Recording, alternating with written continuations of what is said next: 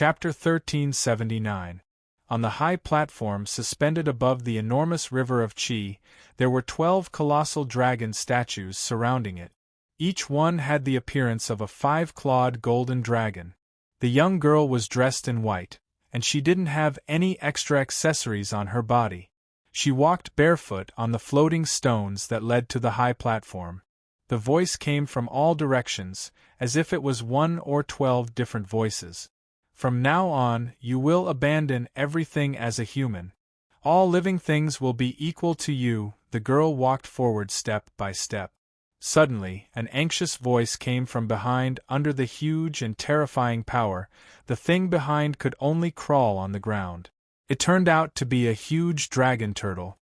Your Highness, think carefully. No need to say more. The girl's eyes were firm as she walked towards the high platform. I have made up my mind. From now on, Xianyuan Shiruo will no longer exist in this world. Suddenly, a chill came. Kelowna's Shinryu woke up from her light sleep. She felt that her hands and feet were a little cold. She was still in this living room. She fell asleep unknowingly, which made her feel a little surprised, or it could be said that fatigue made her fall asleep unknowingly. She had only blocked the chains and Luochio's defense for a moment, but her strength was almost exhausted. Did you have a nightmare? Luochio sat beside her. How long have I slept? Long Shiro rubbed her forehead. About 5 minutes. Luochio looked at the time and said, You look tired. Do you want to rest more? You will feel better. Kelowna's Shinryu shook her head and then looked at this guy with annoyance. You know this is not Kelowna. I recover very slowly. Do you need help? Long Shirua shook her head. No, it's nothing urgent. I don't have to recover immediately. Don't worry, I will judge based on the situation. Instead of worrying about me, you should worry more about yourself. Do you know what happened to your last one? Why did she have that dream? She used to, not very clear. Luochio shook his head. Not sure. Kelowna's Shinryu opened his mouth wide and said in disbelief. Have you never thought of going over to investigate? What are you doing? Besides, haven't you always been very good at gathering information? Is there anything you can't know? Boss Luo said subconsciously, when my predecessor transferred the store to me, he must have done something to keep it a secret. Maybe he also spent a lot of money so that I wouldn't know what he was doing in a short period of time.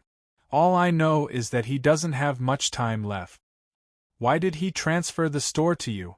Kelowna's Shinryu frowned and began to think about Luochio. When she set a goal, she seemed to become more active. When the uncertainty in her heart was calmed down because of the release, she seemed to be able to put aside the occasional restlessness and think about more important things. Even if she didn't know whether this so-called love would blossom or not, she didn't think about it for thousands of years. It was the first time that she had ever thought about it. She was very confused about the future. There was probably no story in history that could be used as a reference. But even if she didn't know the future, she wouldn't give up easily. Whether it was for herself or for the stability of Kelowna, she had to find a way to liberate Luochio. Even if she couldn't eliminate the store, she had to at least find a way to limit it. Come to think of it, the true dragon of the divine land, who had been getting lazier and lazier in the past 100 years, seemed to have found some kind of motivation all of a sudden. Even if his strength was still slowly recovering, his spirit was quite vigorous. Luochio shook his head and didn't answer. Long Shirua couldn't tell whether he didn't know or he couldn't say it according to the rules. She lowered her head and bit her fingernails, and then asked, Does your little lover know about this situation and that scheming mind? Girlfriend? Boss Luo thought for a while and said, I should have disclosed the relationship between you Yi and me. If it's a lover, it should have a different meaning. Kelowna's Shinryu stared at him. If I say so, then so be it. Didn't we agree that I also have a chance to compete? Or you can't say this part? Luochio just didn't want to talk about this matter. In fact, Kelowna's Shinryu's intuition was right. He couldn't discuss the deeper matters of the club with Miss Servant Girl. Every time it involved some internal matters. Time always stopped on Yi. Thinking about this, he thought that it was extremely difficult to get the information from the altar of the previous boss. It was possible that the previous boss had paid a great price to restrict Yi. Maybe the previous boss had also restricted Yi, and it wasn't related to the club itself. Something like that? It seemed to open another line of thought. At this time, Kelowna's Shinryu sat cross-legged on the sofa with dissatisfaction. Holding his chin, he looked at Luoqiu unhappily. You can't even tell me the key information, and there's not even a hint to pass the level. How do you expect me to fight? I'm really stupid. I knew that all these could be your trap, but I still foolishly walked into it. Maybe you're still secretly happy in your heart. After Kelowna's Shinryu's confession, his words became very sharp. Boss Luo felt a little uncomfortable. He could only smile bitterly. Forget it, I won't make things difficult for you. Long Shirua finally sighed. I don't want to lose the impression points that I've earned with great difficulty. There aren't many left. Miss Long, you don't have to belittle yourself like this. Luoqiu shook his head. Actually, I always think highly of you. Although I know you're referring to something else. Kelowna's Shinryu smiled bitterly, but I still feel inexplicably happy when I hear these words. In my opinion, it's really hopeless. Luoqiu opened his mouth. When he was about to say something, she suddenly stretched out her finger and pressed Boss Luo's lips. It's not the final conclusion yet, don't say anything. As long as you don't get rid of the thing behind you, I won't believe anything you say. What I want is the answer when you get your heart back. Boss Luo nodded. Kelowna's Shinryu said seriously, also, you're not allowed to tell this to your little lover. If you really can't help it, then treat it as a confidentiality agreement I bought.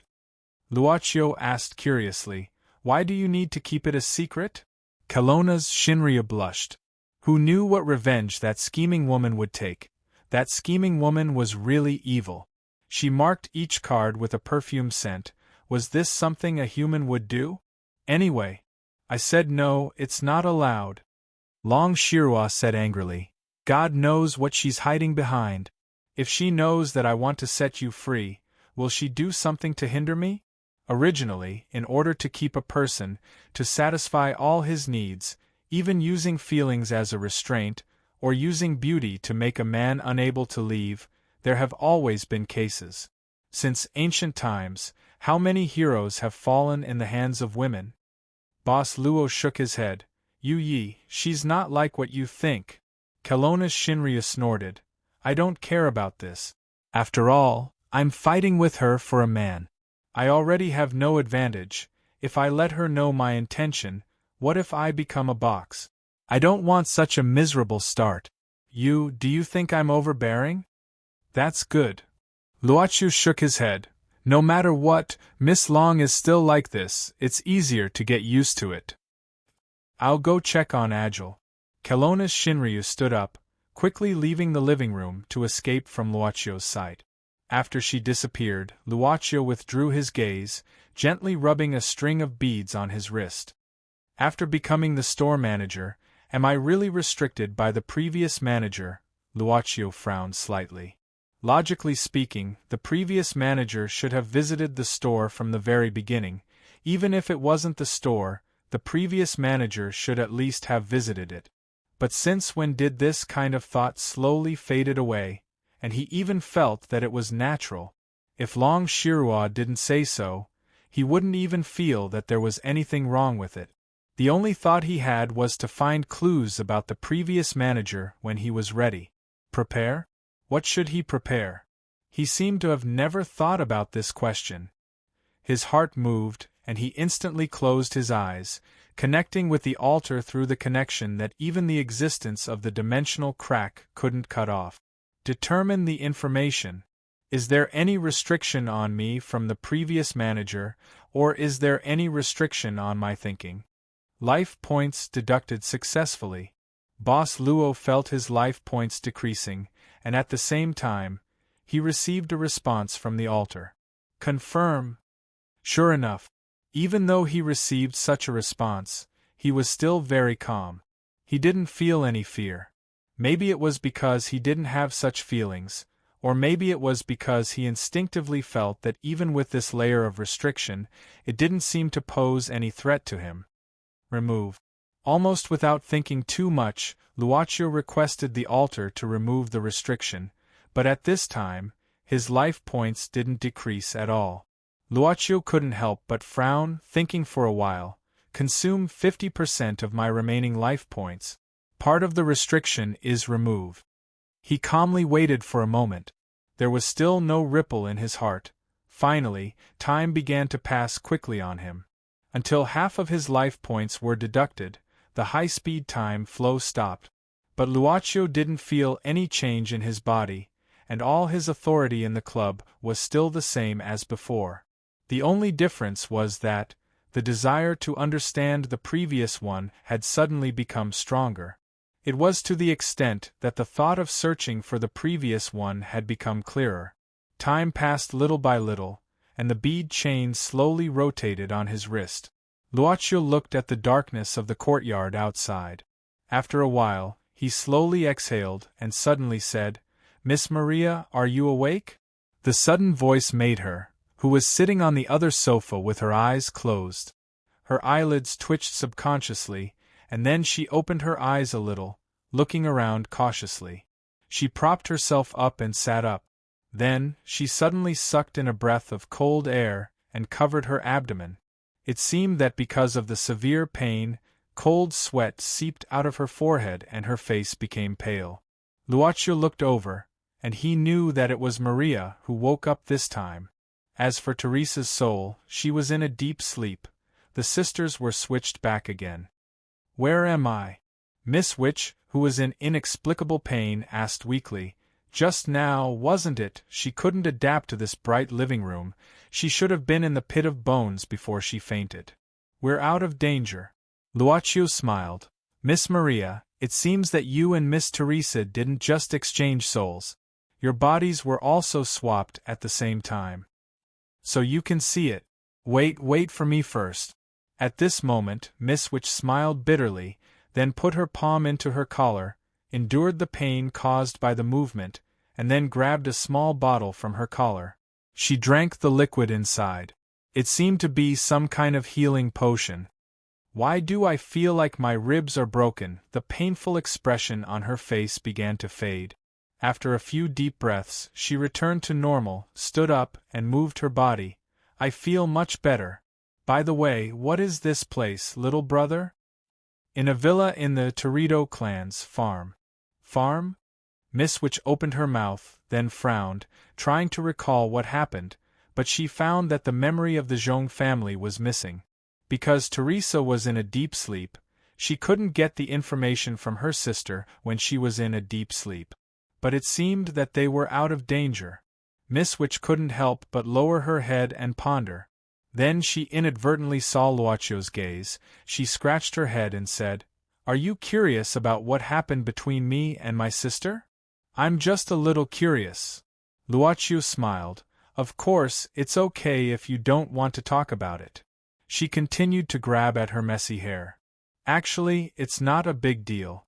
It doesn't matter if I tell you. That's right, Teresa and I didn't just exchange our souls, we also exchanged our bodies. To put it simply, if I'm seriously injured now, but as long as it's Teresa, she will be fine when she appears. Similarly, even if she's injured, it's the same when I appear."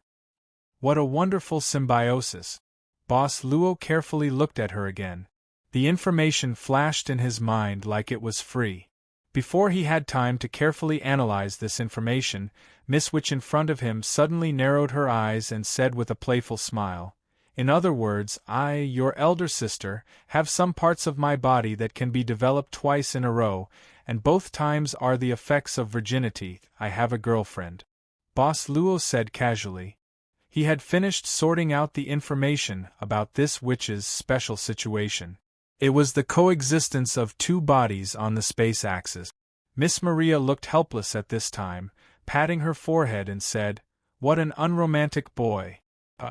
Where's my craft paper bag head cover? This is bad." PS1. Thank you to the character heart is always calm for the reward. You gave Miss Maid a cute master. PS2. Thank you to the leader of Lemon Candy 2. PS3. Thank you to the accumulated cute master of 10U10 how. I hope to see you again. PS4. 26 minus 3 plus 2 plus 1 plus 2 is equal to 28. 28M? Chapter 1380. She had no choice but to think more about the club after escaping from the living room. Perhaps she should ask Hui Yao about the war between the inhuman domain and the club 100 years ago. All the information from that time should still be kept. Perhaps she could find some clues, since the previous one could replace the current traitor if it was him. Hui Yao, this little rascal, what the hell is he doing? Something seemed to flash by outside the window. Kelowna's Shinryu subconsciously looked out of the corridor window and then frowned. This is... In the living room, Luo Qiu had a strong sense of déjà vu when he saw Miss Witch hurriedly taking out things from her collar and throwing them out. She looked like an ant on a hot pan, as if she was looking for something. Luo Qiu quietly snapped his fingers. Miss Maria, your hood seems to be over there. He then pointed at a table not far away. Thank God. She almost flew over and then directly put the craft paper bag over her head without saying a word. Fortunately, Master Pansy didn't see it.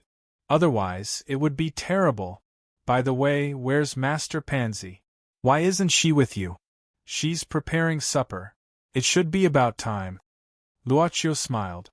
Maria sighed. After calming herself down, she planned to sit back down. At this time, she found Master Moreau lying strangely in the corner like a corpse. She could not help but be stunned. Then, she hurriedly ran over. As the only one who was willing to help her up, she struggled to put her down on the sofa. It seems that a lot has happened. Maria touched the sweat on her neck. Then, she simply learned about what happened during her hibernation from Boss Luo. So, we're not completely out of danger yet, right? Also, Teresa's blood was sucked by an unknown vampire. Miss Maria, can't you find out the specific situation from Miss Teresa or the appearance of the criminal? Luoqiu suddenly asked. Maria shook her head. Our memories are not shared. We can only know each other's thoughts and experiences through communication. But my sister is fine. She probably just lost a little blood. She'll be fine as long as we replenish it later. Luoqiu thought for a while and said, Can you tell me, when did you and Miss Teresa become like this? Maria thought for a moment and said, It's been about 2 years? This child suddenly appeared in my body one day. Didn't you two grow up together? Maria shook her head and said, No. In fact, in my past memory, there was no Teresa at all. I can also say with certainty that I am an only child. There is no such thing as my father or mother having an affair without my knowledge and giving birth to a younger sister outside. She really did appear in my body one day, or rather, she became me. Then, before she appeared, did Miss Maria do anything or encounter anything special? Boss Luo thought for a while and asked. What did I do? Maria recalled and said, If you want to say so, I've been wondering if it was because of that expedition. But in fact, later I contacted the participants of the expedition team, and it seemed that only I had such a situation. What kind of expedition? We just went to explore the tomb of an ancient pharaoh. Miss Witch shrugged and said, That tomb was so poor that there wasn't anything valuable in it. In the end, we only found a ring. Our companions said that it was the ring of the eagle god. Later, I found someone to appraise it, and that guy said that it was just a replica and had no value. The ring of the eagle god.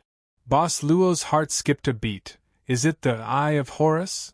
Yes, there is such a name. Maria was not surprised that Luoqiu knew about this. After all, in her opinion, since this young healing magician could be the partner of the Master of Pansy, he was probably not an ignorant and incompetent gigolo.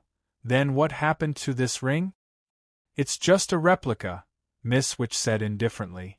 Miss Witch said nonchalantly, later, he was casually sold to a member of an expedition team that was also exploring nearby. His name was, what was it again? I think he was the descendant of a very famous musician? I can't remember. Luochu said, this happened after the ring was sold and before Hiawassee sold the ring. Not long after the ring was sold, right? Maria thought carefully and said, it should be not long after I left Egypt and returned to Britain.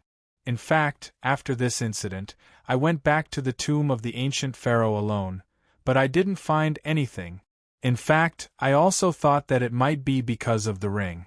Maybe the ring itself has some mysterious power, but I didn't identify it at that time. But the person who bought the ring at that time couldn't be found. I see, Boss Luo nodded. It turned out that the Eye of Horus in Miss Chiao An's hand that he met at the airport came from this way. Then, Miss Teresa, didn't you say where you came from? She said she forgot. Maria said helplessly. This child seems to have forgotten a lot of things. She even forgot her name. I was the one who gave her the name Teresa. These 2 years were quite inconvenient when I think about it. She was like a blank piece of paper. In order to teach her, I even postponed many appointments. Then, I unknowingly reached this age. But Miss Maria seems to care a lot about Miss Teresa. Boss Luo smiled and said, otherwise, you wouldn't have allowed her to spend time with you. I can see that Miss Teresa is quite satisfied with her current life in this world. Maybe. She seemed to be a little dispirited. Miss Maria, can you tell me the exact location of the tomb of the pharaoh at that time? It's not impossible. Maria blinked and said, but that tomb has been emptied. There's nothing left. Luochu smiled and said, if there's a chance, just treat it as an archaeology. Miss Witch shrugged, took out a pen and paper from her collar, and wrote a set of numbers on it, latitude and longitude, okay? Luochu nodded, that's the best. At this moment, the door of the living room opened, and little butterfly monster walked in first. She held a tray with both hands, and the aroma of the food floated slowly. Boss, we can start eating. This big sister woke up? What's on her face? If it was only Master Pansy who came in, Maria wouldn't feel anything, but it was. Why was there one more? It's someone I met on the way. Boss Luo gave such an explanation. Looking at the sweet girl in front of her, Miss Witch opened her mouth and looked at Boss Luo after a while and whispered, although I didn't plan to ask, I really couldn't help it. Why do you always meet people you know? So did the 2 female vampires in the castle. Probably it's because of luck? Luck? Luck in love? After a little ridicule in her heart, Miss Witch finally shook her head, and then ran to curry favor with Master Pansy rather enthusiastically. Master, you've worked hard. Let me help you. Miss Maid just smiled slightly, and after giving the food in her hand to Maria, she walked slowly to her master's side. Just as she approached, she heard Miss Maid say softly, Master seems to have Miss Long's scent on him. Boss Luo smiled and said, I was bought a confidentiality agreement. Miss Maid's eyes turned, but she didn't look too surprised, and just said with a faint smile, it seems that he was targeted. What delicious food did you make? Boss Luo skipped the topic. Yuye's temperament had always been like this. It was fine to say that she was generous, but it was also fine to say that she was born with strong self-confidence. In fact, both of them actually understood. If they didn't enjoy some small interactive games between couples, there wouldn't be any conflict. The degree of mutual trust could only be broken when a stronger power that could change his and her memories appeared. Obviously, such a power didn't exist. Miss Maid said, because it's a midnight snack, I prepared some light dishes and made some floury dishes. Miss Agile also helped a lot. She carefully introduced those arts-like food. Luochu listened very happily as usual. At the same time, he secretly connected with the altar again. Judgment. This time, her life didn't disappear.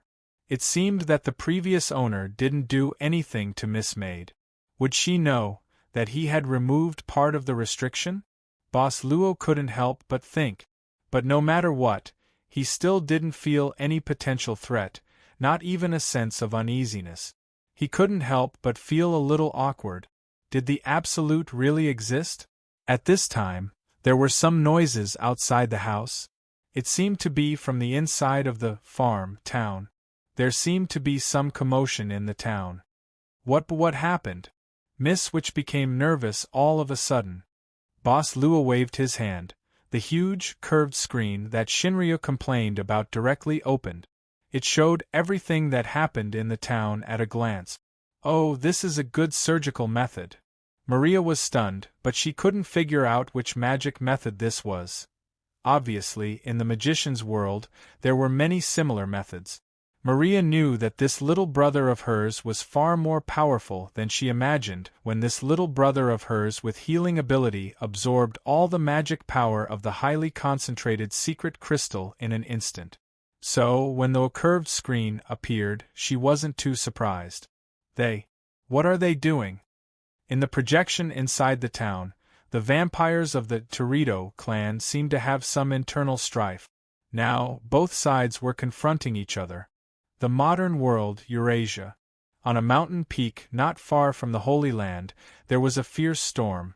The lights of the Holy Land in the distance seemed to be extinguished at any time in the wind and rain. Suddenly, the sky was filled with thunderbolts, then several bucket-sized thunderbolts intertwined, the space was distorted, and a figure slowly appeared. It had a red, muscular upper body, legs that looked like the hind legs of a black goat, and flapping black wings. It looked like the demon described in all the literature. The thunderbolts dispersed, and it stood in the wind and rain, letting the storm wash over its body. Its dark red gem-like eyes were now looking at the Holy Land not far away. It stretched out its hand and gently held it. Legend. The Barren Land. Demon language. Suddenly, it swooped down and crashed into a cave on the mountain peak. Walking on the muddy ground leading to the inner part of the cave, the water on its body quickly receded. It didn't take much time to reach the deepest place. There was an old man here. He should have looked healthy, but his grayish-white hair had already fallen halfway to his waist. The old man seemed to live here. There was only a simple stone bed, some dry straw on the bed, and an old music box. At this time, the old man was standing in front of the rock wall. In addition, there were candlesticks all around. The light made this place very bright. It looked at what the old man was doing at this time. He was painting a mural on the rock wall with some kind of planting. Master.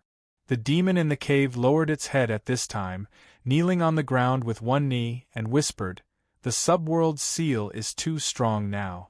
I spent a lot of time to use this demon's body to avoid the monitoring of the Araya system and arrive here." The old man didn't respond, but continued to paint the mural. At this time, the demon said again, "The arrangement is almost done." The old man suddenly stopped, lowered his head, and looked at what he had just painted on the rock wall. After a while, he said, "I lost another part of my memory. I can't remember your name. It's already so serious." The demon suddenly raised its head. The old man slowly said, "It can't support me for long. And obviously, the restriction I set for the next one when I left has been noticed. It's so fast." The demon was slightly surprised. The old man shook his head and said, "There's nothing to be surprised about. This is something I knew from the beginning. What I can do is to minimize the next one's interest in me, and this has almost exhausted half of my accumulation." "Master, then won't you become very dangerous?" "No, relatively speaking, I will still be safe."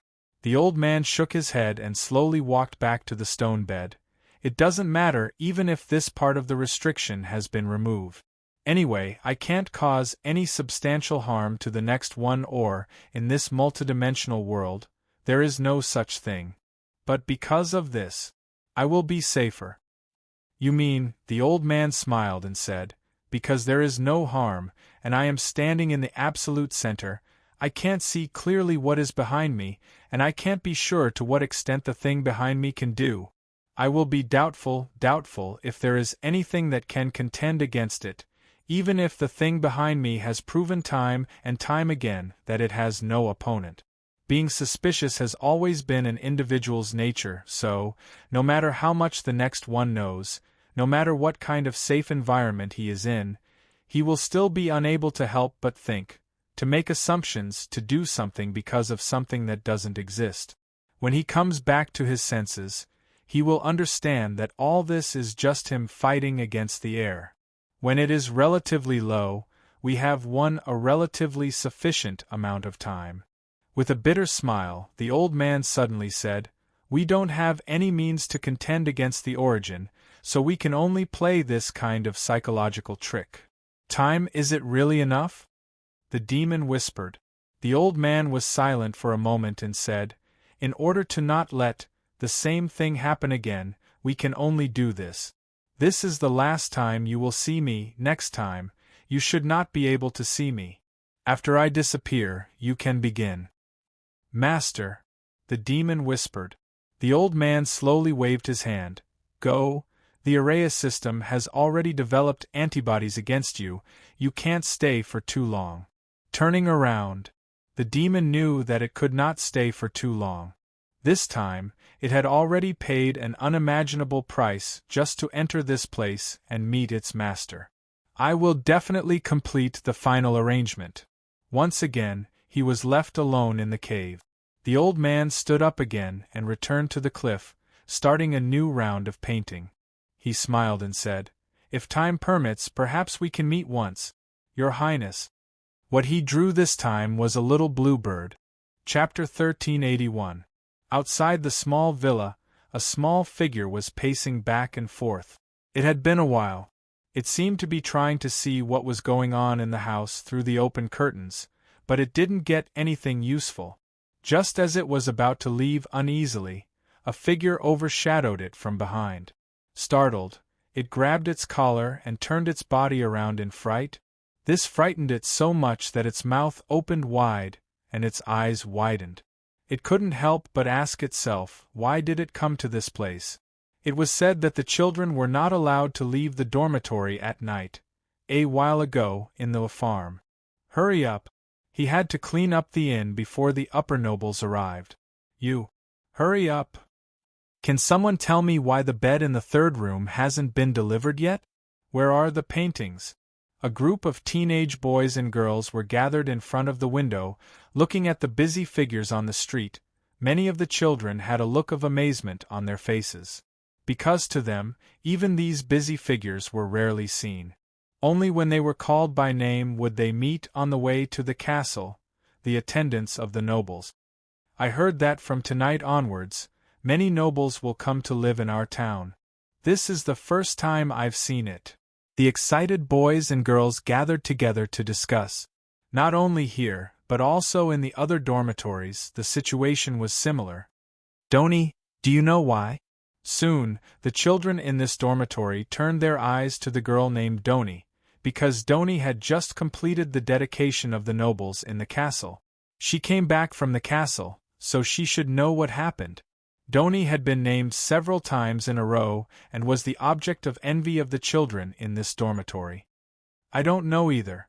Doni shook her head. Facing the question of her companions, she had to remain silent because on the way back, the attendant had ordered her not to speak. All the orders of the vampires in the castle were absolute and must be obeyed unconditionally. This was the knowledge that had been instilled in her since she was born. "Well, children, dinner is about to begin."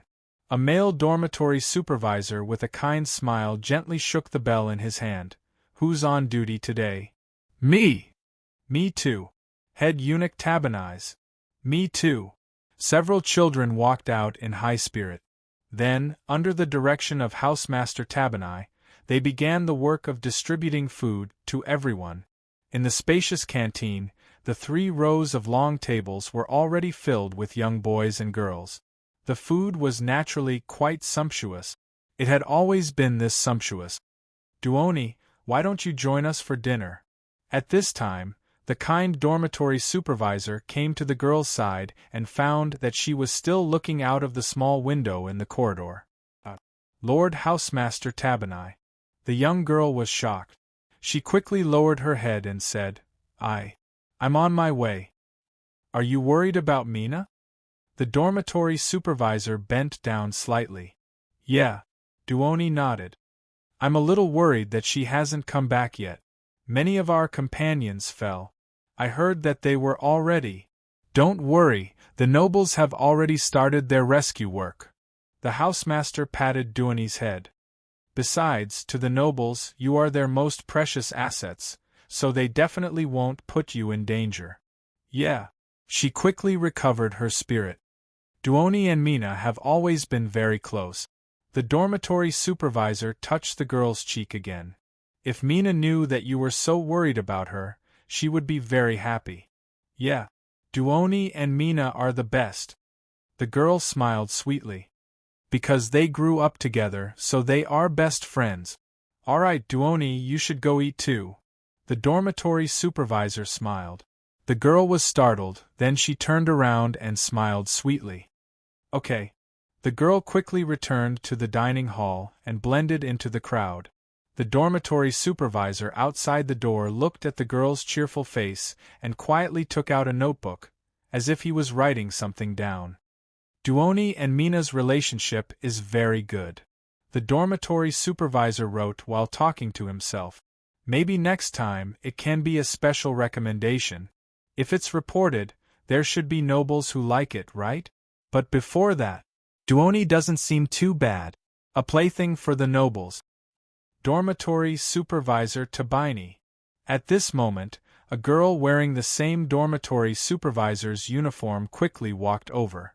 In this dormitory, she was the assistant who had been helping Dormitory Supervisor Tabini. He quickly put away his notebook and said indifferently, Is there anything I can help you with? There are nobles patrolling outside looking for you. The girl lowered her head and said respectfully, Looking for me? Tabini was slightly surprised, but he nodded. After instructing his assistant to take care of the boys and girls in the dining hall, he went alone. It wasn't a particularly important matter.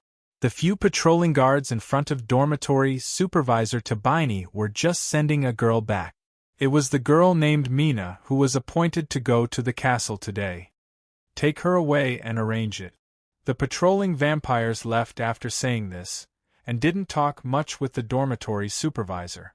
Dormitory Supervisor Tabini, who didn't have any dissatisfaction with this, immediately showed a worried look after the guards left. Mina, you're finally back. I was so worried. The dormitory supervisor naturally held the girl in his arms. His hands felt her skin through her thin clothes. He washed his hair and smelled the girl's scent, showing a trace of intoxication. I'm sorry to make you worry, dormitory supervisor. Mina is fine now. The young girl giggled. Is everyone eating? Mina is hungry too. Can Mina go eat now? Of course.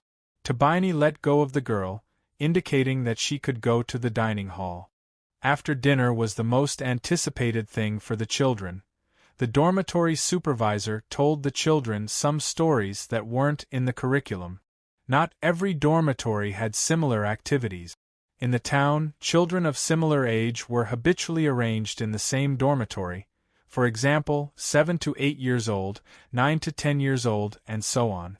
This was the dormitory for children between 13 to 15 years old. When they were over 15 years old, they would enter the dormitory for 15 to 18 years old. When they were over 18 years old, they would leave the town.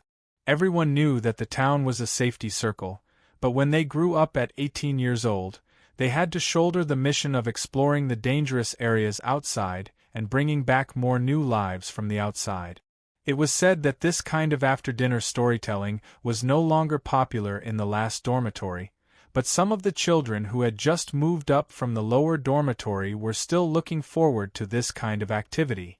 Of course, some children had chosen to skip it, because their daily homework had begun to increase, in order to gain more favor in the last few years of the life of the nobles. Only the children that the nobles liked the most could enter the castle again after they grew up and continue to serve the nobles as attendants. Among the children, this kind of legend had always been circulating. At this time, in the bathroom, because most of the children were participating in the activities, there were very few people at this time. Only now did Doni have time to talk to Mina, who had returned halfway. "You scared me to death.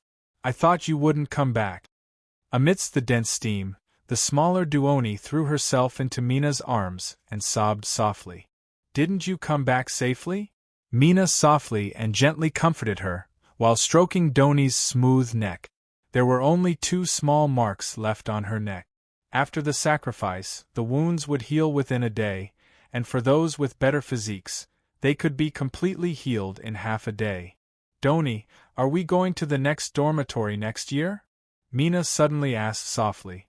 She was like a kitten and gently nodded, then tilted her head and said, "Aren't you the same, Mina? We came to this dormitory together, so of course we will leave this dormitory together and go to the next one." Mina giggled and said, "That's true, it should be good to change to a new one this time." As she said, she suddenly turned Doni around and hugged her from behind, gently rubbing her face on Doni's neck. "Itchy. Is this the feeling?" Mina laughed softly at this time, and at the same time opened her mouth slightly. Like a fish's lips, she sucked on Doni's neck, and the teeth in her mouth gently rubbed against her skin at the same time. It was a little numb and tingling feeling, but it was slightly different from the last time when the aristocrat sucked. After all, she didn't have the sharp teeth of the aristocrat, so she couldn't pierce her skin. But Mina began to bite a little harder. The pain was a little bit closer to the level when the aristocrat sucked. Her body naturally showed the next step. The feeling of being sucked by the aristocrat seemed to be emerging from the inside of her body. It was like a dream, and Doni couldn't even tell whether it was Mina behind her or the aristocrat who kept calling her name. She seemed to be completely overwhelmed by a feeling of happiness and murmured, "Mina, when we grow up, even if we leave this place, we will always be together. Mina." The steam was getting thicker. The bathroom door suddenly opened, and at this time, a few girls slowly walked in, whispering softly. "I feel that the story now is not as interesting as before. Why don't we not join tomorrow? We have a lot of homework to do." "Hey, is there already someone here? Who is it?" The sound startled the 2 girls in the pool. They quickly separated. Doni subconsciously touched her neck, and her fingers seemed to have touched a row of neat teeth marks. She couldn't help but pout and look at Mina. "You left teeth marks again. I can't wear clothes that show my neck tomorrow." Mina smiled and said, "Doni really likes to wear beautiful clothes." They laughed and said, wrapped themselves in bath towels, and walked to the changing room. When they passed by, they met a few girls who came in, smiled and said hello to each other, and then went their separate ways. Then they went back to their own things. When leaving the changing room, Mina suddenly turned around and said, "Don't worry, even if we leave here, we will always be together with Doni." Doni couldn't help but be startled. When she stepped out of the changing room, she saw a figure outside the door, who seemed to have been waiting here for a long time. "Housemaster Tabini." Sidoni was taken aback. She then hurriedly greeted the dormitory head warden. At this time, Housemaster Tabini smiled and said, "Don't be nervous, I'm just patrolling the dormitory. Are you all done bathing?"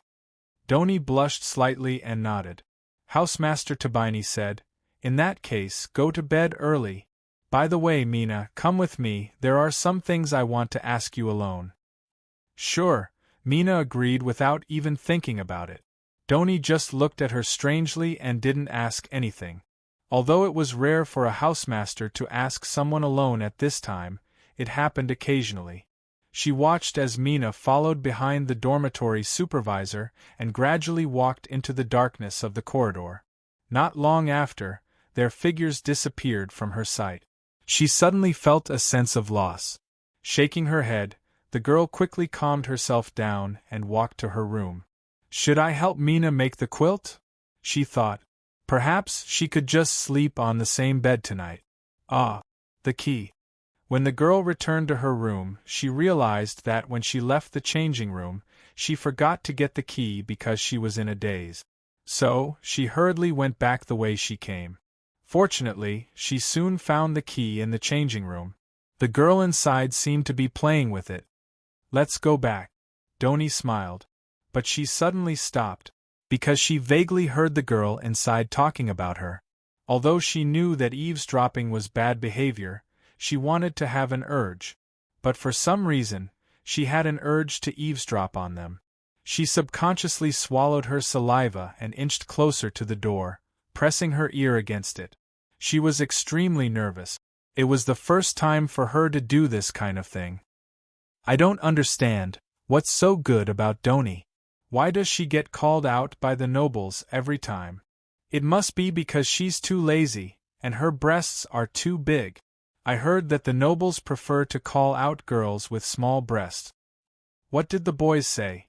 No matter how small they are, they can't be compared with the boys." Okay, stop arguing. Let me ask you something. Who was the girl with Doni just now? I don't remember, right? Just now. Oh right, who is this child? Is there such a child in our dormitory? They were talking about Mina? Doni was stunned, and then suddenly felt a sharp pain in her head. Chapter 1382. In the room lit by candles, there was a strange fragrance and a slight smell of sweat in the air. After the girl finished bathing, her hair was still wet. Her slightly moist hair casually draped over her back, and one side of her nightgown had already fallen down to her shoulders, revealing the silky smooth skin between her shoulders and neck. The dormitory supervisor, Tabiner, was kneeling not far away from the girl. His hands were tied behind his back, and at the same time, his eyes were covered by a black cloth. Saliva was slowly flowing out from his mouth. At this moment, the girl was sitting on the bed with her legs crossed, and she was holding a notebook that the dormitory supervisor usually carried with him. Slap! The girl also held a 2-foot-long whip in her hand, and the whip directly hit Tabiner's back. At this moment, he was only wearing a pair of pants, and there were several bright red bruises on his back, which were obviously caused by the whip. The dormitory supervisor didn't whine. Instead, he suddenly raised his head like a pet waiting to be fed. His eyes were covered by the black cloth, but the rest of his face revealed a longing expression. "Mr. Dormitory Supervisor, do you usually bring the children here to do this kind of thing?" The girl's voice suddenly sounded with a sweet smile. "Use this hallucinogenic spice to make the children lose themselves, and then do some strange things." Tabiner seemed not to hear it, and his face was still strangely infatuated. The young girl raised her hand again, and the long whip in her palm struck the dormitory supervisor's back again. She lowered her head to look at the notebook in her hand and said with a smile, "It's really detailed. Every child's characteristics have been recorded. Is this the proof you usually use to pick prey? It's also recorded in detail. Well, I didn't intend to do anything to you, but the prey you want tonight is really—" She suddenly closed the notebook in her hand and then smiled. "Do you want to lick it?" The young girl stretched her ankle forward a little, and the dormitory supervisor in front of her pounced on her like a hungry wolf. However, what greeted her was a slap. "What a filthy lord!" The young lady chuckled, stood up, and stepped on the head of the dormitory supervisor. "Compared to those nobles in the castle, as a human dormitory supervisor, you don't seem to be any better." Continuous, frenzied, uninterrupted whipping. For a very long time. When the scars on the dormitory supervisor's back were stacked to the point that it was difficult to see his original appearance, the dormitory supervisor finally woke up from the effects of some kind of hallucinogenic gas. However, the pain in his body had already caused him to lose all ability to move. He suddenly woke up, and heard the girl's demonic whispers. "Ah, I wonder if Mina tells these things to the nobles, or their attendants. Will the dormitory supervisor be able to play this kind of game with other children in the future? Don't. I beg you. I will never do it again, never again. He begged for mercy in horror. I was just playing around and satisfying my curiosity. I couldn't do anything to those children. I can't do it. Let me go. Of course I know. The young lady rubbed her wrist at this time, as if it was sore from the whipping. If the dormitory supervisor really did something, he would have disappeared long ago, right?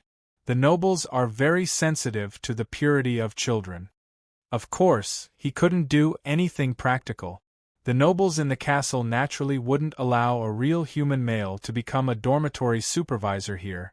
Even if it was a male, he would have to go through some special treatment.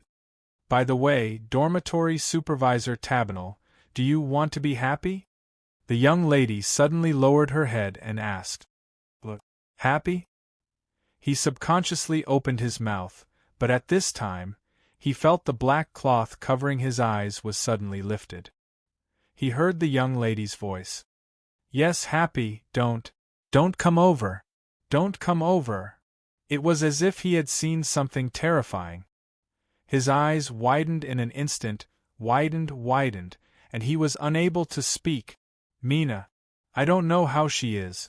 Duoni slowly walked out of the locker room absent-mindedly. Thinking of the conversation of the young ladies in the bathroom, she felt a little uneasy. How could they not remember Mina? We grew up together. When we were young, we played together on the grass outside the town, ate together, and went to class together. She couldn't understand. But unconsciously, she came to dormitory supervisor Tabinel's room. Duoni was a little worried and grabbed the clothes in front of her chest. I don't know what Mina and dormitory supervisor Tabinel are talking about. If I knock on the door now, will I disturb them? She hesitated for a long time in front of the door, and finally, she plucked up the courage. But at this time, she found that the door didn't seem to be completely closed. There was still a little gap left. The candlelight in the room showed a little bit of light. Duoni's heart suddenly beat faster. Perhaps, if it was just a glance? If they are still talking, let's go back first. Just a glance, her hand uncontrollably reached for the door handle, and she became more and more nervous. Just like when she was eavesdropping in the locker room just now.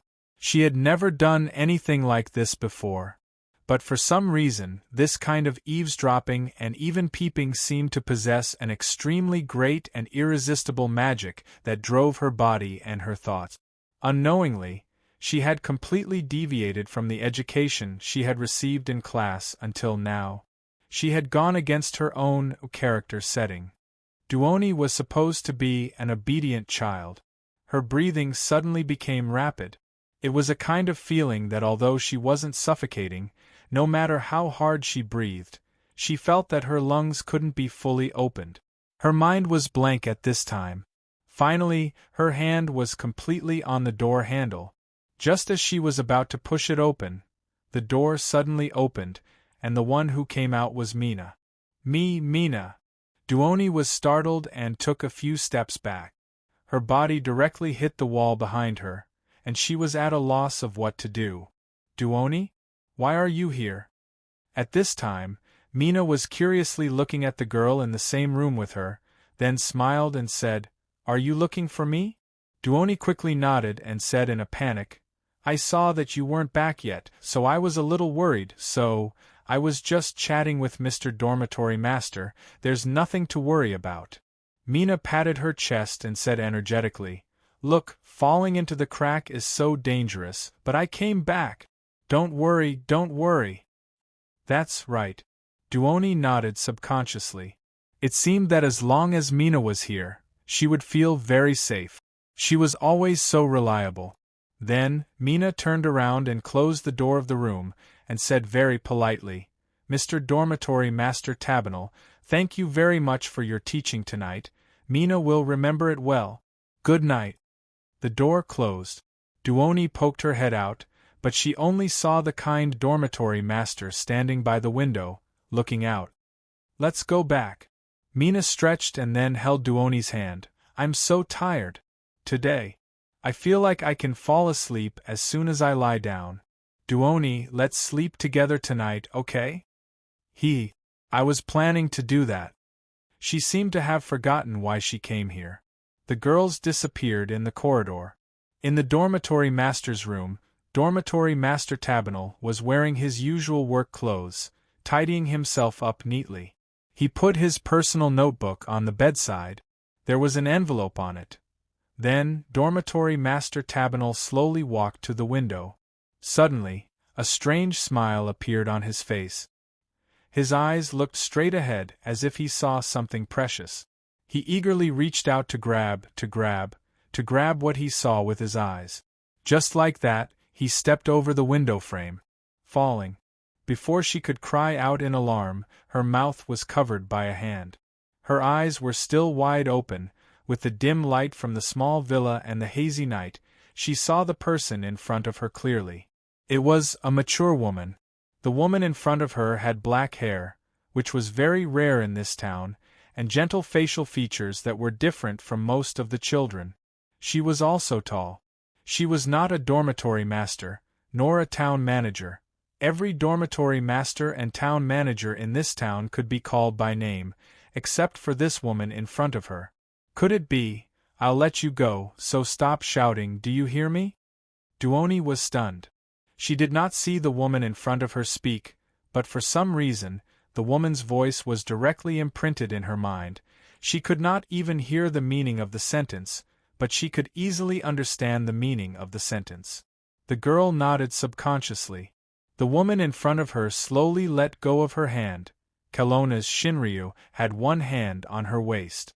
She looked down at the little girl who was sneaking around outside the villa, and suddenly narrowed her eyes. This kind of gaze made Duoni feel a little uneasy, and she did not want to look at the woman in the eyes. "You are not looking for someone, are you?" Long Shiro retracted her gaze. Although the other party still hadn't opened his mouth to speak, the fact that she could hear his voice made the girl feel very surprised. However, the other party's question made her forget all of this and abruptly raise her head. "How did you know?" Kelowna's Shinryu asked again. "Is it a little girl about your age called Mina?" Yes.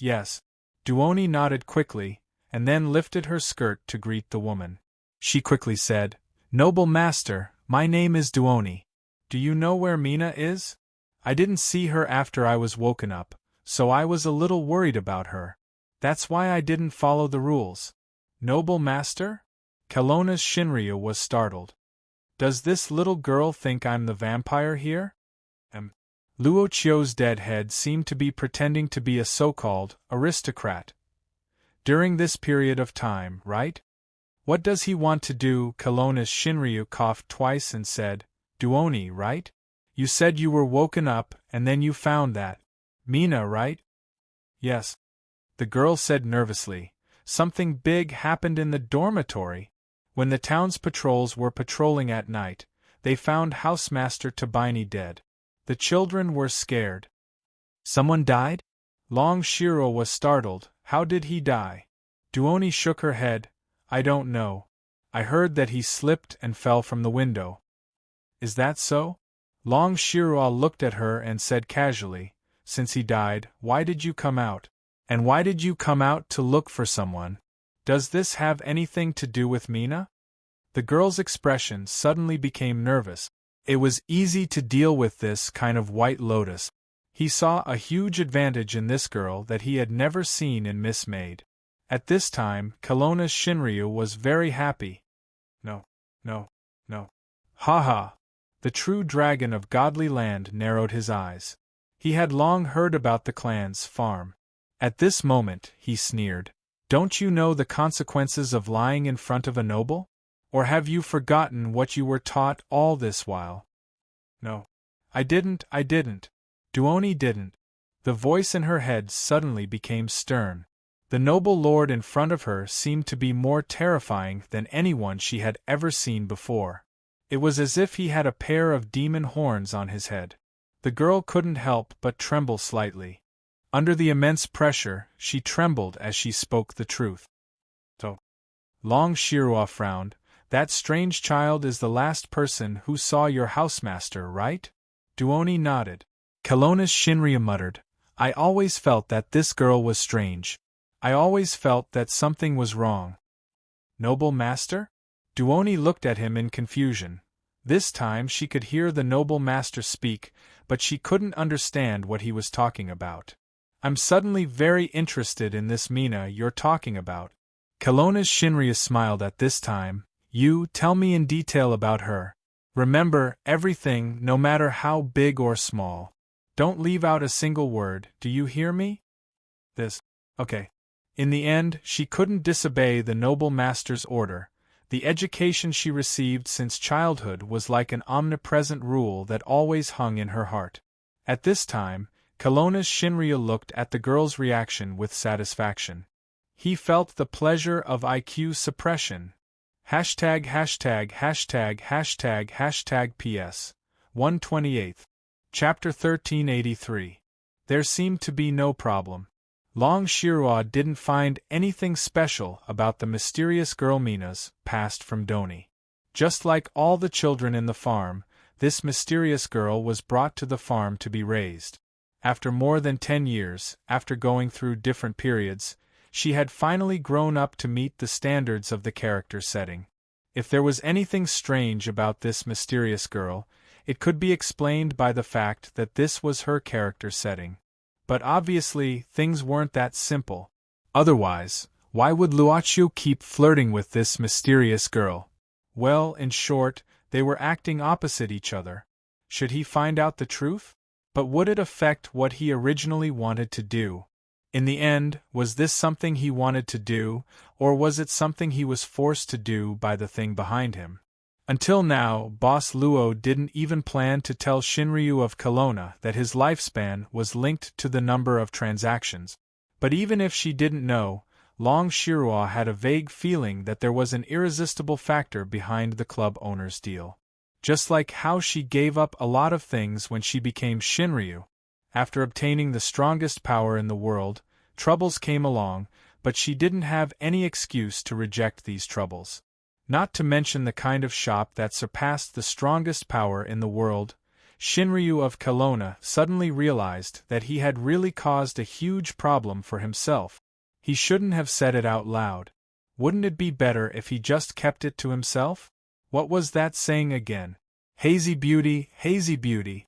That. Doni's anxious voice interrupted Shinryu of Kelowna. She asked hesitantly, Sir Noble, can you tell me now? Where is Mina? That's not a problem, Long Shirua thought for a while and said. The person you are looking for is inside, I can bring you in. But you need to promise me one thing. Please speak, Mr. Noble, the young girl Duoni hurriedly said.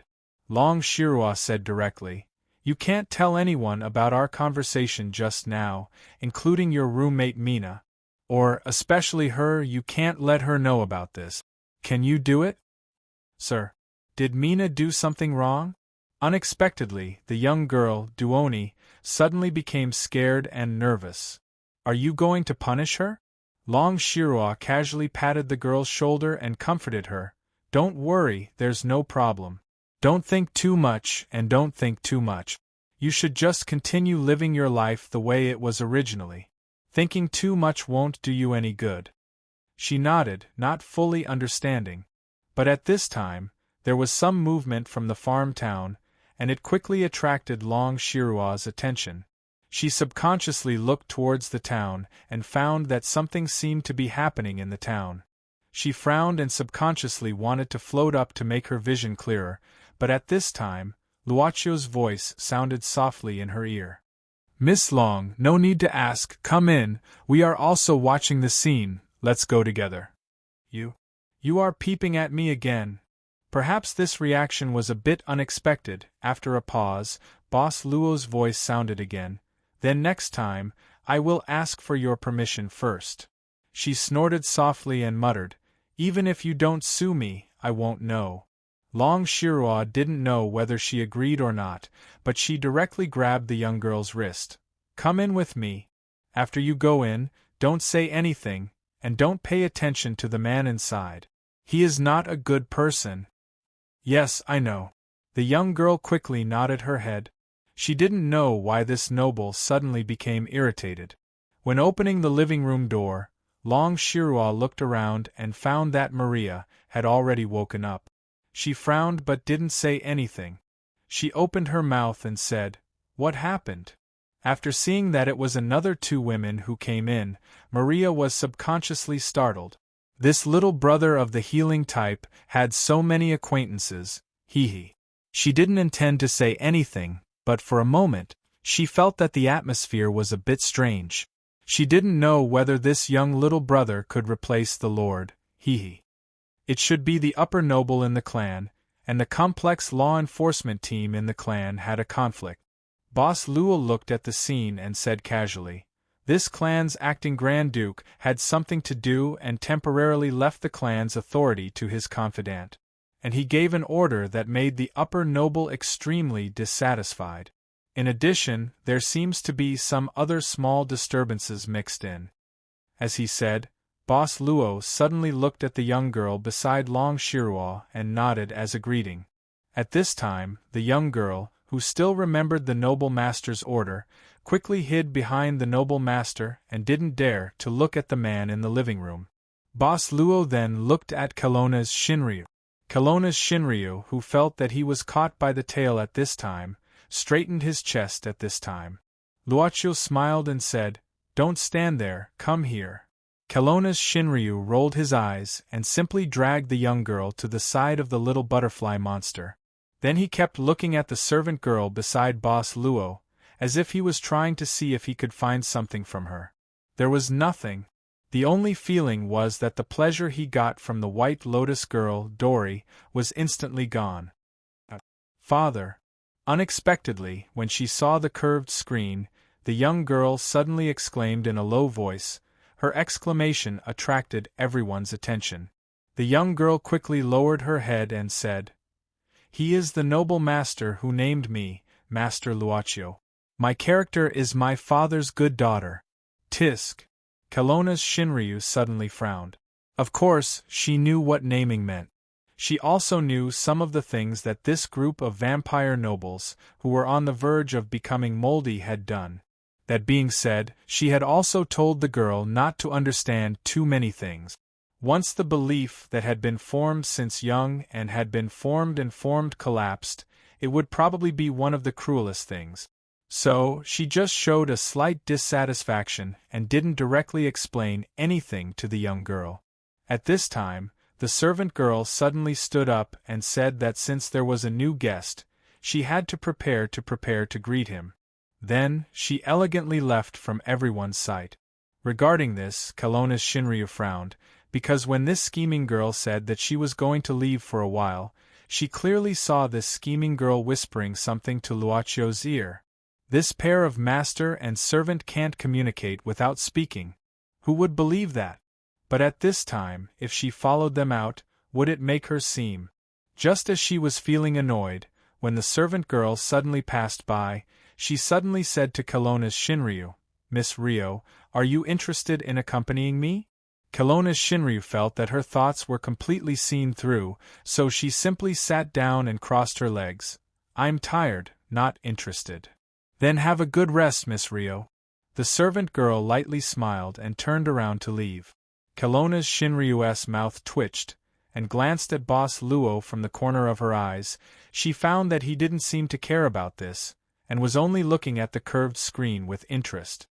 "Hey, isn't this Mr. Norman?" Miss Witch suddenly exclaimed, because at this time, she clearly saw the male vampire that she met at the bottom of the lost crack through the curved screen. Miss Maid said that she was going to prepare to greet the guests, but she didn't directly go to the kitchen. Instead, she quietly came to the back garden of the villa. The light in the house elongated her shadow in the courtyard. She glanced around the courtyard, then directly walked into the courtyard, towards the flower wall in the corner. The flower wall was specially trimmed, and the inside was like a maze, but Miss Maid seemed to have a direction early on, so she didn't stop for a moment, and walked into the depths of the maze built by the rose wall in a short time. Suddenly, something shot out from behind her. Miss Maid simply moved a few inches away, and the sneak attack could only brush past her body, and finally hit a plaster pillar. It was an arrow that was about a foot long. There are really a lot of uninvited guests today. Miss Maid suddenly narrowed her eyes and whispered, "The place out of the master's sight will also be angry." The black flame burned silently, and the flame that appeared out of nowhere instantly burned up a corner of the flower wall. And the thing hidden in the flower wall was also exposed little by little. And at this time, a man and a woman appeared in front of Miss Maid. Both of them had serious injuries, and the clothes they originally wore were tattered in many places, which seemed to be caused by some kind of punishment. The woman was now held in the man's arms, and the man's other hand was holding a crossbow, and was trembling and pointing at Miss Maid. Don't come over!" the man shouted in a stern voice, and his hands trembled even more. Without speaking, Miss Maid just walked straight to the man and woman. "Don't come over! I'll really kill you!" the man said in horror at this time. Miss Maid just fixed her eyes, and the crossbow in the man's hand was directly burned by the black flame. He threw the crossbow away in horror. Before the crossbow fell to the ground, it had been completely turned into ashes. The man couldn't help trembling all over, but he gritted his teeth, pushing the woman in his arms away, and stood up directly, opening his hands to stop Miss Maid. "Go!" Miss Maid's eyes lit up at this time, and she suddenly smiled. "You have a good taste. What are you going to do?" the man asked nervously, and looked back at the woman behind him from time to time. But the woman didn't leave stubbornly, but chose to stay, and directly held the man from behind, with a consciousness of life and death together. Miss Maid said at this time, "Why do you two think I intend to let you kill each other, and only one of you can survive?" The man and the woman couldn't help but become desperate at the same time, and the man even said angrily, "You're a devil." Miss Maid didn't smile, nor was she angry, but just said indifferently, "Look at the two of you, you should have escaped from somewhere, right? Since you're hiding here, that means there's a risk of being discovered. Since you're trying to escape, then if you're caught, you'll definitely face something terrifying. After all, from the looks of it, I can already understand some things. Please, let us go." The woman cried at this time, "We'll never secretly spread the truth in the farm, never again. Don't beg this guy, don't you understand? To the vampires, we are just their toys from the moment we are born." The man looked at Miss Maid sadly, giving hope again and again, and then crushing it again and again, just to satisfy their twisted desires. "Kill me if you want. Even if I die, I'll never go back to that hell." Both the man and the woman were very emotional. Miss Maid opened her palm at this time, and the arrow that had attacked her flew into her palm. Seeking death doesn't require the help of others, you can do it yourself, and it's quite simple. Then, please. She threw the arrow directly into the grass in front of the man. After the fear, the man's face turned pale instantly. He looked down at the arrow on the grass, and a drop of cold sweat slid down from his eyebrows, and finally dripped into the soil.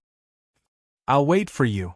The man didn't move, but the woman behind him suddenly rushed out at this time, pulling the arrow from the ground, and then biting her teeth, piercing it into her heart. She looked at the man in front of her in grief and despair, and slowly fell to the ground. After falling, she tried to reach out, as if she wanted to catch the other party. Finally, she showed a trace of a smile. The man's mind went blank instantly. He knelt on the ground, looking at the woman's eyes that gradually lost their brilliance, as if she had been drained of her strength. He lowered his head and didn't say anything. What a decisive person! Miss Maid was still expressionless, looking at the man in front of her, and said indifferently, "Relatively speaking, but it's not bad to end it so quickly. After all, it can reduce some pain. So, are you going to accompany her? I can consider burying you here. The environment here looks very beautiful." Are you kidding?" The man suddenly raised his head, and his eyes were still frightened. "Noble master, I'm willing to go back. I'm going to be your breeding pig." It's okay. I'm willing to go back." Miss Maid smiled slightly and said, "Oh, but you were willing to sacrifice yourself in front of her just now. What happened?" Sir, did you not think clearly for a while? If you go back, your life may be even more difficult. It's better than dying here. The man swallowed his saliva. Besides, I've been taking care of this woman just to let her protect me from some danger. Now it's not necessary at all. Noble master, I'm very strong, and I've been mentioned by other noble masters in the past. My genes are excellent, and I can definitely produce more excellent varieties. I can still carry on with the breeding. I really can. Really? Miss Maid just nodded, then stepped back a few steps, and then looked at the woman on the ground and said indifferently, "I'll wait for you behind." With that, she slowly left this place. The man was surprised for a moment, and finally seemed to think of something. He looked down at the woman under him, only to find that her body began to burn little by little, and finally turned into many black flame butterflies, and finally dissipated. He suddenly turned back. The woman was standing behind him. ######PS. This is to make up for yesterday's update. Today's update is included, and tomorrow's original update is included. Baidu Search Shanghba 1 Chinese Network. No advertising message. Chapter 1384. Black butterflies were fluttering in the air, accompanied by some tragic and sharp sounds coming from behind. A black butterfly stopped in between Miss Maid's fingers, flapping its wings. Even though it was just a work of flames, it looked very lifelike. The tragic sounds suddenly stopped. The butterfly on Miss Maid's finger turned into a black flame, and then slowly dissipated. So did the black butterflies fluttering around her. Yi slowly turned around. The woman came in front of her. Her body was full of wounds, some of which were already there, some of which were just made. Some of the blood belonged to the woman, some belonged to the man. There was even a ghastly wound on the woman's face. It was caused by bites. On her left cheek, a piece was bitten off, and it was still bleeding. The woman and the man had obviously gone through an extremely tragic battle. The cause was not needed to be explained in detail. Miss Maid looked at the woman's eyes and suddenly smiled. "Nice eyes. Name?" The woman opened her mouth slightly. Her lips were dry and wrinkled, as if she had been dehydrated for a long time. But the blood on her face slowly slid down, and soon half of her lips were wet. "May." It was the same dry voice. Miss Maid took out a handkerchief, walked to the woman. Meow and carefully wiped the wounds on her face. But the woman did not move, she just looked at all of this blankly, and did not instinctively avoid it. Her body was numb, and she also accepted all of this. "Do you want your original beauty back?" Yi suddenly asked. In fact, if it wasn't for her ragged appearance and the horrifying wounds on her face, she would have been a beautiful woman. After so many years of careful selection and nurturing, there was not a single unattractive descendant of the ancients in the clan of Farm. Meow just said, "You are not a vampire of the clan." Miss Maid said indifferently, "Someone stipulated that only vampires can appear here. Do you regret it? Do you hate it? Do you regret it? If you did not meet me, maybe you could have escaped from here, or maybe you would not have become like this." There was a hint of struggle in Meg Ming's eyes. It turned from emptiness to hatred. In the end, the hatred faded away, leaving only indifference. "Perhaps, even if it wasn't you, if we were to encounter similar situations in the future, the result would still be the same, right? I don't want to continue staying in that illusion. What do you want me to do?"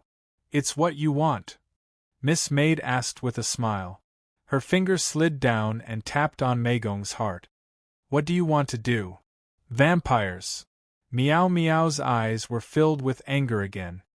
"The source of all pain. Remove forever. I will give you the power to take revenge." Miss Maid waved her hand, and a cluster of black flames danced on her fingertips again. The flame suddenly shot towards Meow's cheeks, and attached itself to the bite wound on her cheek. She felt something flowing into her body at this moment. "This is a seed," Miss Maid said expressionlessly, Only by devouring the soul of the target of revenge can the seed be constantly emboldened. But if you absorb the nutrients other than the target of revenge, you will die directly. Can you do that? Why'd help me? Although she felt that the power flowing into her body was constantly increasing, she was still a little hesitant. You don't need to know this, Miss Maid said indifferently. You only need to know that this is just an advance of the power. The more you use, the more you have to devour. One day, when the target of your revenge no longer exists, it will be the time of your death. The woman smiled. This was a completely demonic power. But what did it matter? It didn't matter anymore. The people who were still quietly paying attention to the internal conflict of the vampires in the town suddenly heard the sound of the door opening. Miss Maid walked in with a cup of tea with an elegant smile. Seeing this, Maria was very surprised. Master! You are a master! One of the only 3 secret potion masters in the world. How could you be tamed to this extent by a man? She said that this was what she should do, so she eagerly went to help. Miss Maid was able to get away from the trivial matters, and went directly to her master. A sheepskin scroll appeared in her hand. Miss Maid handed it to Boss Luo with both hands. The true dragon of the divine land had sharp eyes. He glanced at it and frowned. Who did he make this deal with? Luocio was not very surprised. The start of the deal would not skip his perception. He gave Yu Yi a lot of authority. Although she was still a maid of the club in name, in fact, she could hang the title of deputy manager. Is there anything special you want to do? He already knew the content of the sheepskin scroll without carefully reading it. He was only curious about Miss Maid's motive. It was reasonable to say that Yu Yi wouldn't make such a formal deal. Miss Maid said softly, Master's life suddenly drained very seriously. She needs to replenish. She happened to meet a suitable one. Luocio consumed a lot of life because he removed some of the restrictions set by the previous owner. Boss Luo had to smile. With the fantasy world, I don't need to worry about my life anymore. This world is designed by you. Miss Maid said softly, Master may consume a lot of life in the future, so you need to prepare more. Luocio didn't say anything, just reached out and squeezed her palm lightly. The above was just the spiritual communication between the master and the servant. They were more of an eye contact. Kelowna's Shinryu rolled his eyes. But he was more concerned about the sheepskin scroll in Luocio's hand. Golden Dragon Fafnir woke up at this time, not knowing if it was a coincidence or not. Kelowna's Shinryu, who was keenly aware of this, directly flicked his finger. Then the great golden dragon had nothing to do with it. At this time, the girl Duoni, who had been following the order to keep silent, suddenly screamed in horror. Father! At this moment, her face was filled with terror and fear. Her body seemed to have been drained of all strength as she knelt down on the ground with a thud. Her hands pressed against the carpet as she raised her head and stared blankly ahead. At this moment, on Boss Luo's screen, a huge head appeared in front of everyone. It was the head of the superior noble named Baboki. When this face that could be seen every day rolled on the ground without any warning, the vampires of the superior and middle nobles in the square of a farm town instantly became silent. What they did was almost unified, and they didn't even rehearse it beforehand. That was, they completely focused on Busby, who held the clan's authority at this time. Without a doubt, that was indeed the supreme authority of Toredo clan. It was the proof that the Grand Duke had personally bestowed it to the agent, Balegan. And now, it was temporarily handed over to Busby by Balegan. And the first order he gave was to immediately stop all the food supply of the superior and middle nobles, especially the superior nobles, and change it to the regular distribution. How could these superior nobles tolerate eating those inferior blood without souls? Moreover, it was during this period when they were temporarily staying in the farm.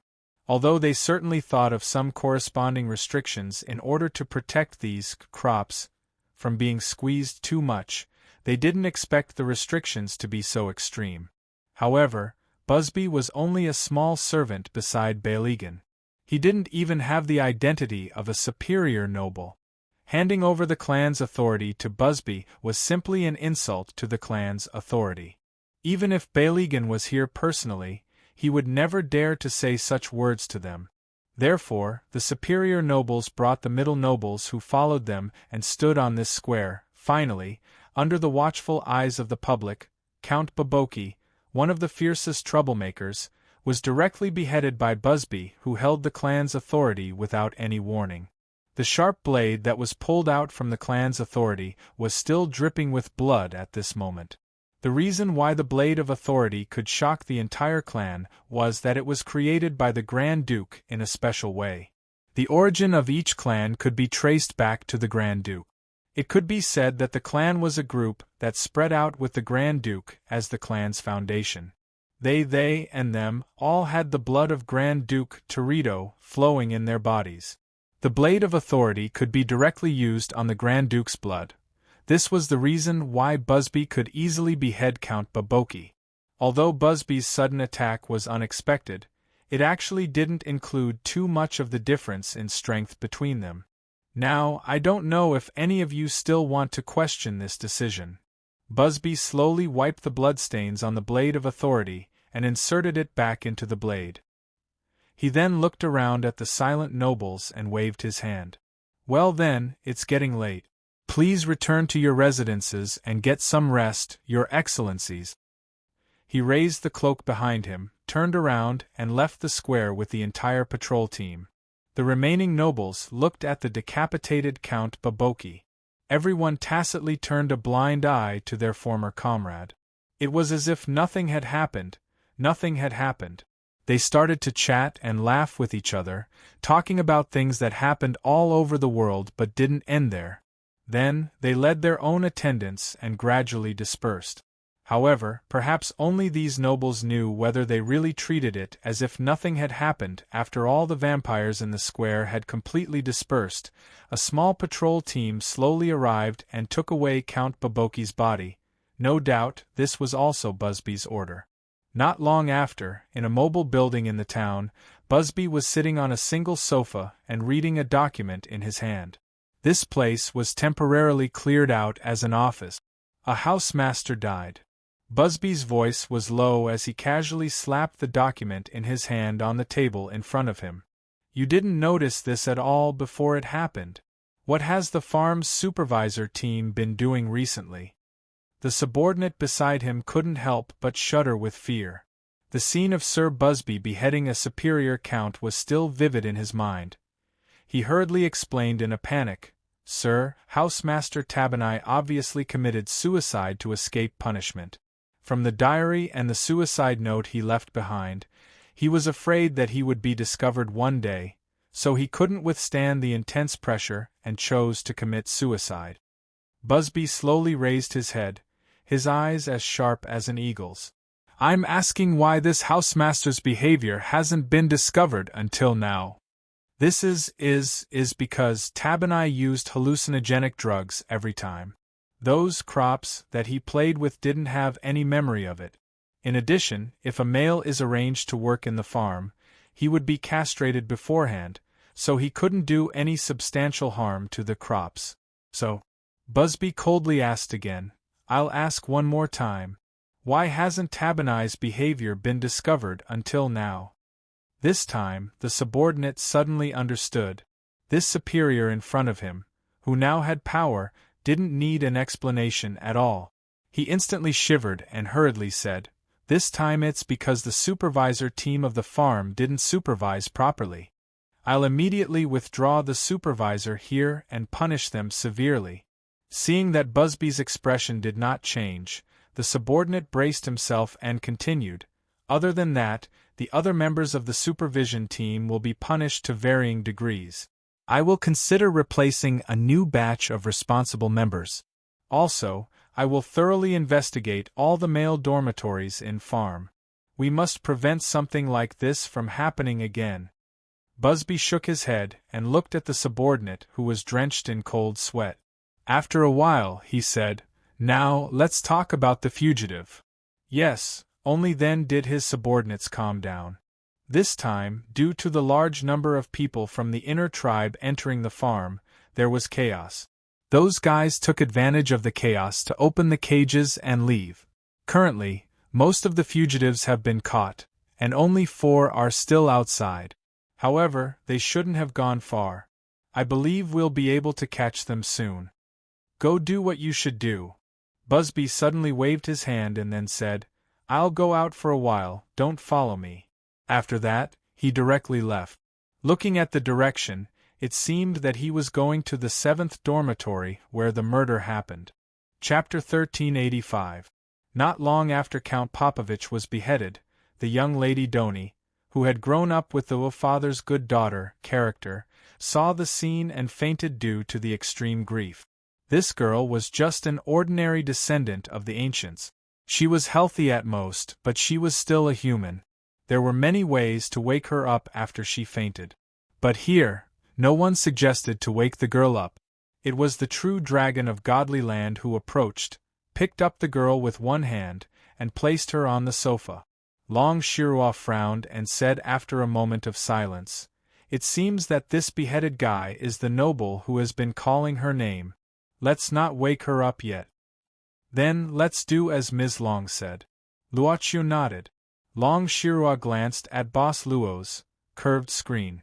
Since she had figured out the reason for the conflict in the town, she didn't want to continue watching. The internal strife between the vampires was obviously not something that Kelowna's Shinryu cared about. She stayed here for other reasons. Miss Long, when do you plan to leave? Out of the blue, the club's servant girl suddenly asked with a smile. The true dragon of the divine land, who always felt that there were thousands of sharp blades hidden behind this smile, frowned and said, This is not your place. Whether I stay or not doesn't seem to have much to do with you, does it? Miss Maid said, Don't you know Ms. Long? He has passed she wanted to say master, but seeing that Maria was still here, she chuckled and said, My boyfriend usually sleeps. It's not good for his health if he sleeps too late. I can't even break through the defense of this dead head. It would be strange if he didn't have a good health. Even the former Yellow Emperor couldn't be compared to him. Is that so? Then do as you please. Kelowna's Shinryu snorted. I'm just waiting for someone. I'll leave when the person arrives. Don't worry. Long Shirua grabbed Doni under her armpit and glared at Boss Luo. Then, she lifted Golden Dragon and walked out of the living room. Sister Long, where are you going? Smoking. Little Butterfly looked at both of them awkwardly. Finally, she hurriedly nodded in front of Boss Luo and followed Long Shirua out. In the living room, except for Boss Luo and his servant, Miss Witch was the only one left. Miss Witch felt that there was a lingering smell of gunpowder in the living room, so she started laughing out loud. Speaking of which, the one who killed in the square must be that Norman we met, right? Maria looked at Boss Luo and Miss Maid's expressions. I thought he was just a bronze. I didn't expect him to be a king in the clan. We were lucky to escape from under his nose. Miss Maid smiled and said, Miss Maria Hood, don't you know yet? This villa was arranged by the Mr. Norman you mentioned. He'll come back. Miss Witch was shocked. What are we waiting for? Let's get out of here before he comes back. Didn't I just say it? Miss Maid said indifferently. He needs to rest. Even if you want to do something, wait until he's rested.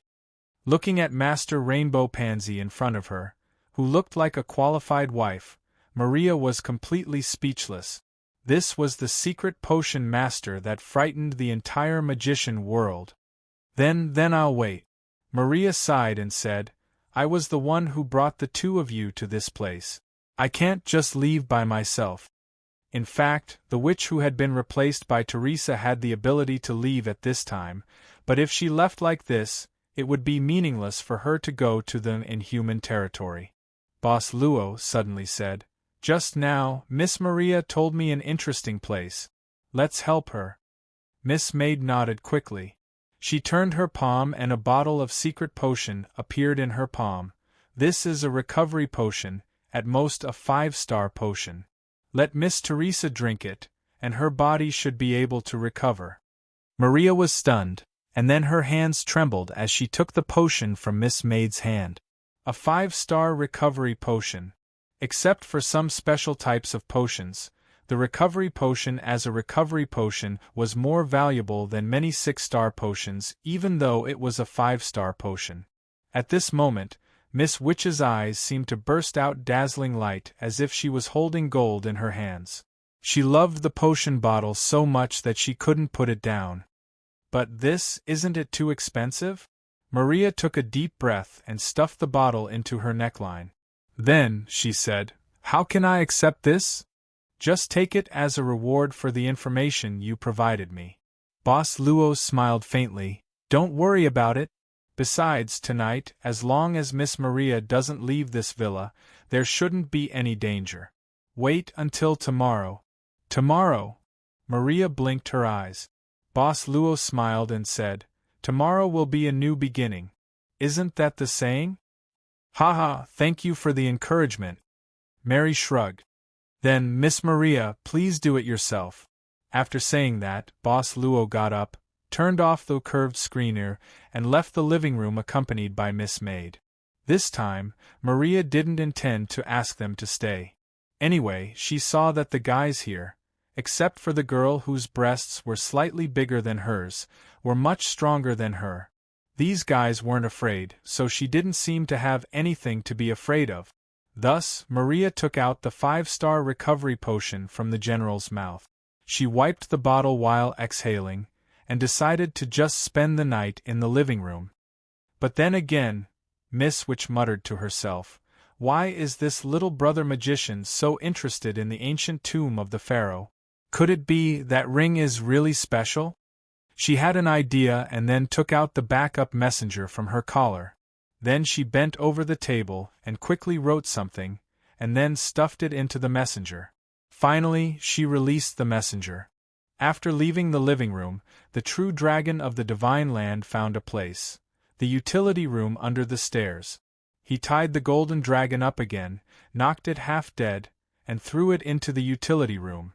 After that, he began to wander around the villa again. After a while, she stopped in one of the rooms and put the girl Duoni on the bed. Seeing this, the little butterfly monster quickly covered the girl with a quilt. That girl called Mina, she really disappeared. Long Shirua frowned and said, I walked around but didn't feel her presence. She should have completely left the villa. Miss Mina? Luo Dance asked curiously, is there any problem with her? Problem? Long Shirua shook her head and said, there is a big problem. Look at this girl. Does she look like an ordinary 14 or 15 years old human? She looks like a prostitute. If she dresses up more old-fashioned, I will believe that she is an experienced procuress. Luo Dance said, well, shall we go and ask the boss? He must know. Okay. Kelowna Shinryu nodded abruptly. The little butterfly monster, who originally thought that Sister Long would be the same as usual and scold the profiteer the moment she opened her mouth, was stunned for a moment. Can I? Kelowna Shinryu pondered and said, well, we can ask. But we can't ask in front of that scheming girl, we have to ask secretly. The true dragon of the godly land suddenly put his hands on the little butterfly's shoulders and looked at her seriously. Pianxian, let me ask you, am I good to you? Well, why are you hesitating? Very good. Sister Long is very good to me. Kelowna Shinryu rolled his eyes. Well, you can eat whatever you like, I won't say anything about you anymore. But, you have to do one thing for me. Kelowna Shinryu pulled the little butterfly monster's ears and whispered something. The little butterfly monster blinked her eyes, and kept blinking. I've asked for help, I don't believe I can't win. I'm not afraid. At this moment, Kelowna Shinryu thought so. At this moment, Shinryu and the little butterfly monster had completely forgotten about the first pagoda master of the association who had come with them and hadn't returned yet. For Hui Yao, time had never felt so long.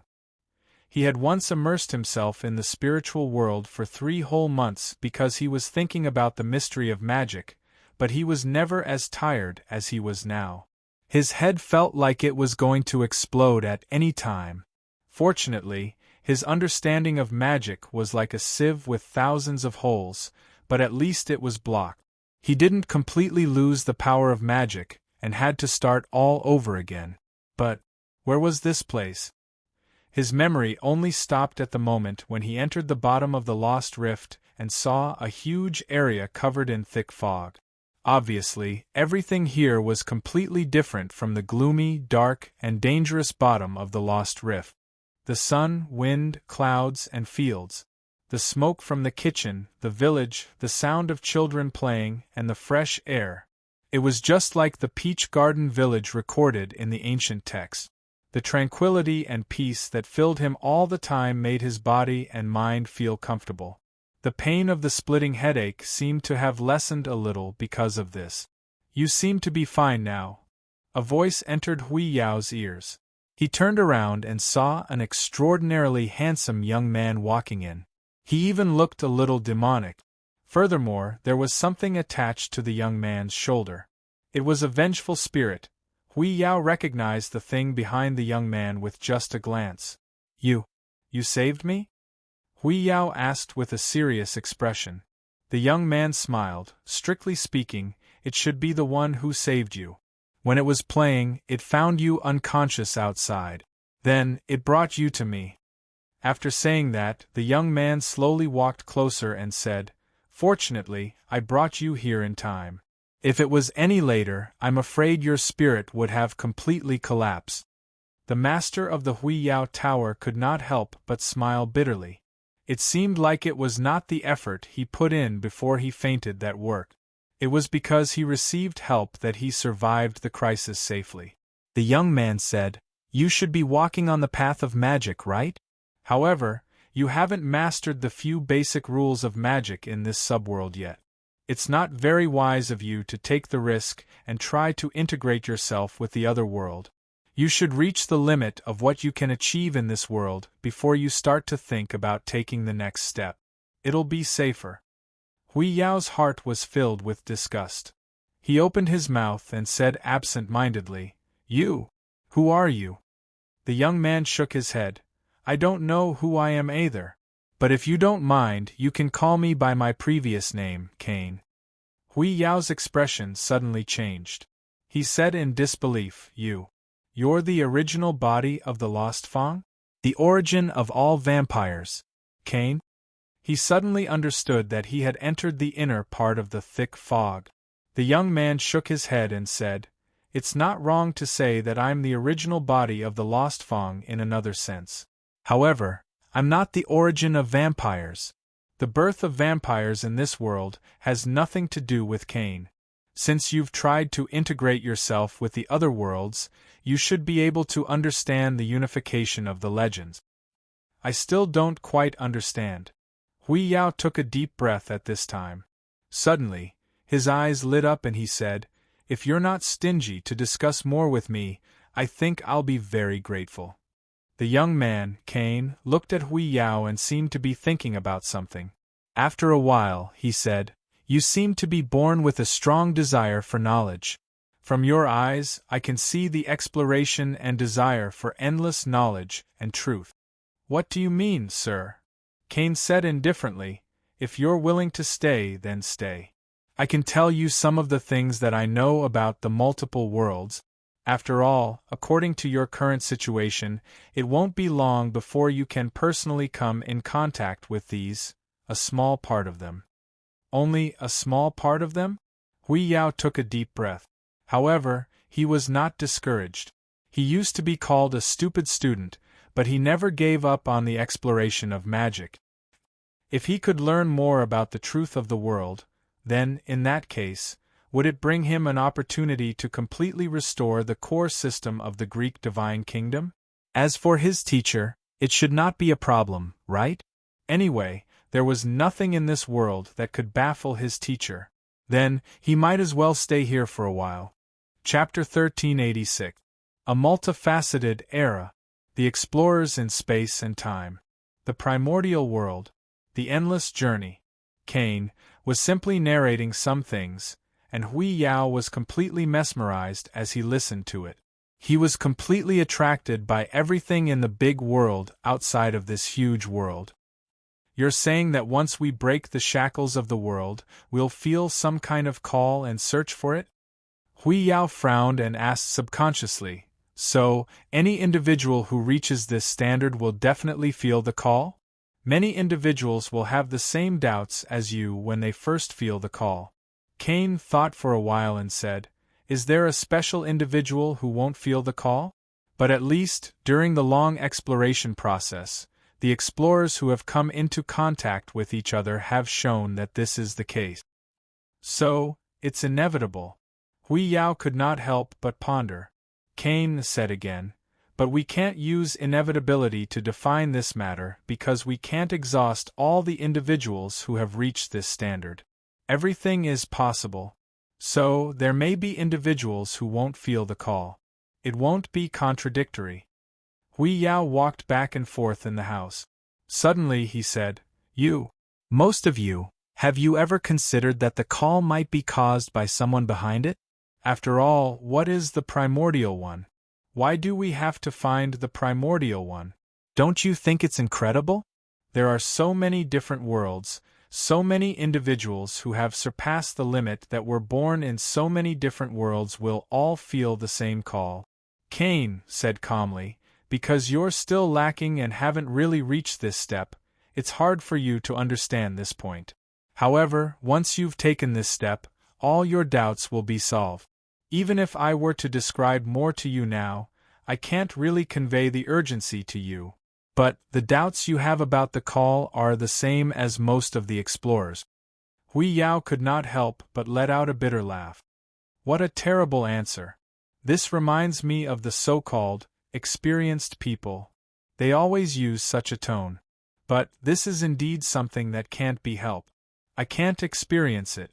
No matter how I think and simulate according to your conditions, there's always something missing. After a short pause, Hui Yao continued to ask, just now, you mentioned the legendary unification. How did you do it? Kane said, there are many ways to do this, but generally speaking, there are two methods that are more popular and more fixed. I'd like to hear the details. Hui Yao suddenly became serious. Kane said, first of all, you need to be clear about one thing, and that is the difference between nirvana-level experts.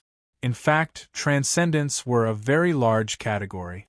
It included all individuals who had broken through the limits of the original world. In other words, its bottom line was an individual that had broken the limits of the original world. But on the other hand, it didn't have an upper limit. This was because for those who transcended time and space, pure power was meaningless. They could absorb a large amount of power from the void at any time. Yep, for example, if you were used to using magic, then you would be able to obtain an endless supply of magic from the void at any time. As long as you can maintain your spirit, then, theoretically, you could never stop using all the magic that you know. Hui Yao was stunned. The fact that transcendence had endless power reminded him of his own teacher, Shinryu. As long as she stood on the land of Kelowna, she would have an immortal body. Similarly, her power would be constantly replenished. If both transcendents couldn't exhaust each other's power to determine the winner, then if there was a fight between the two transcendents, wouldn't there be no result? Hui Yao suddenly frowned. You've neglected one point, Kane said indifferently. Kane said calmly, I've already told you. With this kind of power, you can continuously use all the magic spells you know. All the magic that I know. Hui Yao paused and seemed to be deep in thought. Do you understand now? Kane nodded.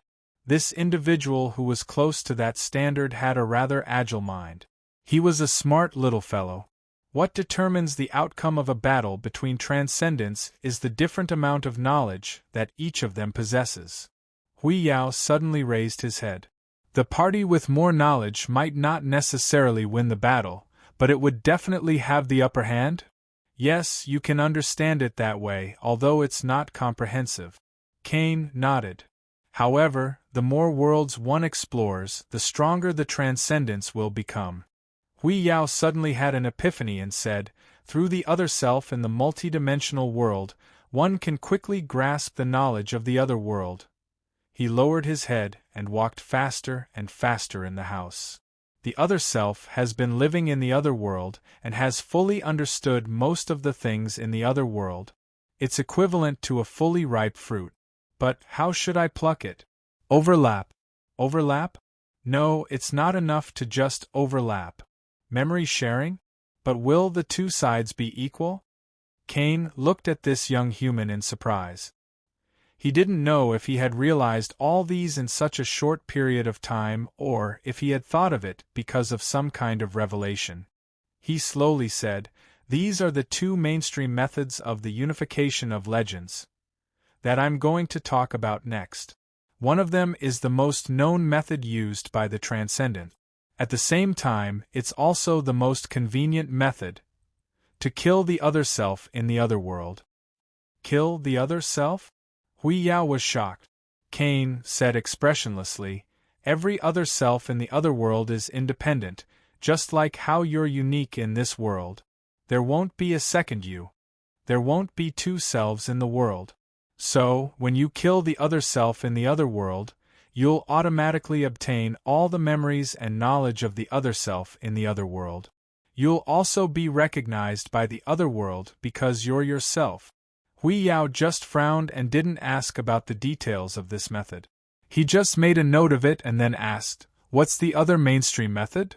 Let each other self in the other world break the limit of the world on their own. Cain said, "Once the other self in the other world breaks the limit of the world, it'll automatically merge with another ultimate individual. However, there's a problem with this method. It's impossible to determine which one of them will be left behind. Moreover, this method is relatively slow because the chances of breaking the limit of the world are different from the other self in the other world. In fact, most of them will never be able to break the limit. Since there are so many shortcomings, there must be some advantages to choosing this method, right?" Hui Yao's eyes narrowed. Cain said, "This argument has always existed, but it's never been proven. The only thing that's known is that among the Transcendents who use the second method to achieve the unification of legends, there are more people who can produce the pseudo-eternal body in the end." Pseudo-eternal body? According to the cognition of this world. Cain thought for a while and said, "It's probably the same as the gods in your understanding, the true God. You too?" Hui Yao suddenly asked. "In this world, there are many legends about Cain." Cain said calmly, "The previous Cainus method of becoming a pseudo-eternal body is a little different.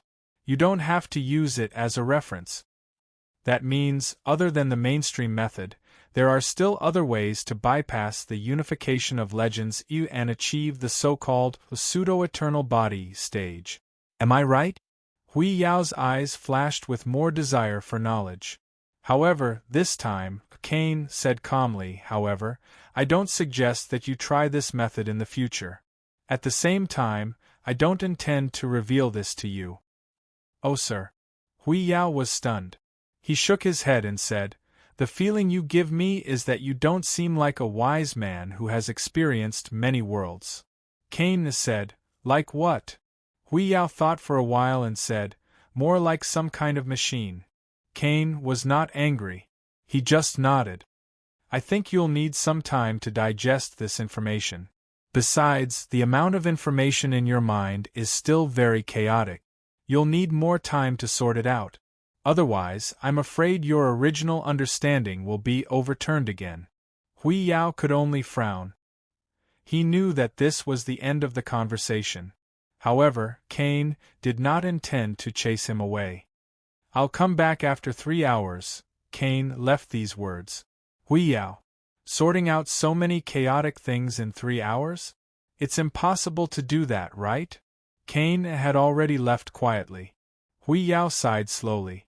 Although this mysterious man in front of him called himself Cain, he could not completely trust him. Besides, he also said something about the other world. This attack wasn't any weaker than Yari's spiritual attack.